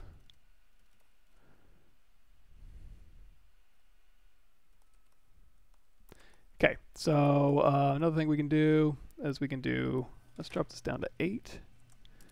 And then we'll go ahead and insert cylinders here. We'll make it a little bit easier to work with. And we'll drop these down. And just like we were doing with the that kind of countersunk thing we were working on, I'm going to do the exact same thing to this. So let's move this out so it's kind of just clipping through. Well, if we're putting a whole screw in there, I probably should pull that out more. Okay, let's do that. I'm going to go ahead and do a quick split mask points. And then on this thing, I'm going to mask this out. Now, if I invert that mask, and I want to go exactly to the center of that unmasked point, I'm going to go to turn off X, hit W, and I'm just going to tap that white thing, and that's going to snap it right to the center. If I hit that green one, it'll snap it directly down that axis. So unmasked center is where I am now. And now I can just go in here to E, and I can just scale that up a bit. Let's scale it up a little bit more. And then W, kind of shrink this down a little bit. And then we can kind of clean that up with our H-polish brush. We'll go back and activate symmetry. And H-polish, smooth. There we go. So now we have something to countersink to. So if I go out of solo mode here, I'm going to pull this down here. And that we'll kind of embed that in there, and we'll kind of scale this down as well. And we'll turn on LSIM so it scales down that local axis of the actual object, like so. So now this will come down here and kind of punch into that little area here. Now these need to be subdivided so that they are nice and round. So I'm going to go ahead and do our crease, Control D, it up. And then I'm going to put those underneath, make that subtractive, and then just merge those together, cut them in, and then we'll change this radial count back to 8. And we'll use our smooth, just kind of put that in there. So now we have a canister thing. Let's go ahead and do like we did last time. Brush, insert, industrial parts, and again, everybody's favorite, the Phillips head screw. And we can go ahead and split that off. Hit D, and we'll drop those in just a little bit more. There we go. So we got our thing here. What was I doing? Oh yeah, so we were just going to concept out a cylinder. Oh, we were also going to extract a little bit. So we can take this thing here. Let's go out of symmetry mode. We'll go into X symmetry mode actually. And we will mask pin. And let's say we're just going to mask here, and then we'll go to mask curve. And we'll kind of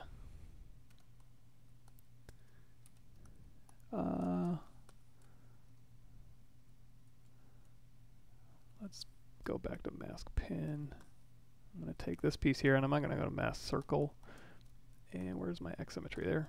So we're going to go and mask this. And then we can actually maybe even unmask. That might be cool.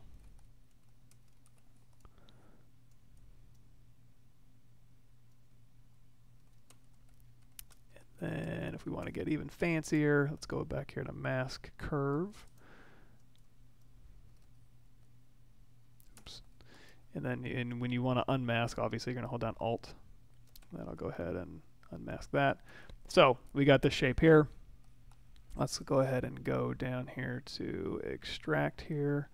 And we will extract the thickness. We'll check it. That's a pretty good thickness. We talked about this in the other hard edge thing that we did on the Pixelar channel, and on my channel we did it as well. We talked a bunch of hard edge techniques here. So if you do smooth, closed circle, that's going to maintain the volume of your smoothing when you're doing polish by features and polish. Open circle, it's really going to smooth it. So if you do that, you'll see how these kind of get bent. You can also do it manually. So if you keep that closed or don't smooth it at all, you can just extract it. If you like it, hit accept. Go grab your extraction here. And then if you want to like clean this up or anything, you can use your clip brushes here to kind of go through here and make any changes that you want to it. But you can also go in here and start making a new mesh. Now, if we want to, now because we have polygroups in between here, we can go ahead and do a quick polish by features. Again, if we do closed circle, it's going to maintain my volume and just kind of polish along those features. If we do open circle, it's just going to polish the heck out of your mesh. A lot smoother result, but it starts bending those corners. To get the best of both worlds, isolate your polygroup here, the blue one anyway, and you can go in here with your slice, and if you put in a polygroup here and here, and you can just slice that. In this case, it might be kind of difficult to find. Maybe not. Let's turn on double, which is under your display properties at the very bottom here. Like, okay, yeah, here's a good example. So you can slice right here, and that'll go ahead and put a polygroup there, and then we can do a quick mirror and weld. Oh, bring everything back. Mirror and weld. And now we have a polygroup in between those two. You can also manually go in here and find an edge on that extracted mesh and go to crease, edge, and you can just put in a crease. Now a crease is a feature, so now when we go in here and do polish by features, open circle, bada bing, it'll keep those nice and smooth. Same thing with these edges up here. I generally like to just slice things if I can, but in this case it's easier just to kind of go in here and just crease these things. So now that we have this, we can go in here with polish by features and just polish it up. So now we have an extracted thing. Oh, and it is 11 o'clock. Sorry, everybody. Basically, you can just Z-remesh this piece here, Q-mesh it, all that good stuff. Watch the other video I just did. I got a little bit of sidetracked there, but all sorts of really cool stuff you can do. Thanks everybody for showing up. I'm going to go ahead and log out. And I'll see y'all on the flip side. Let me cancel this here.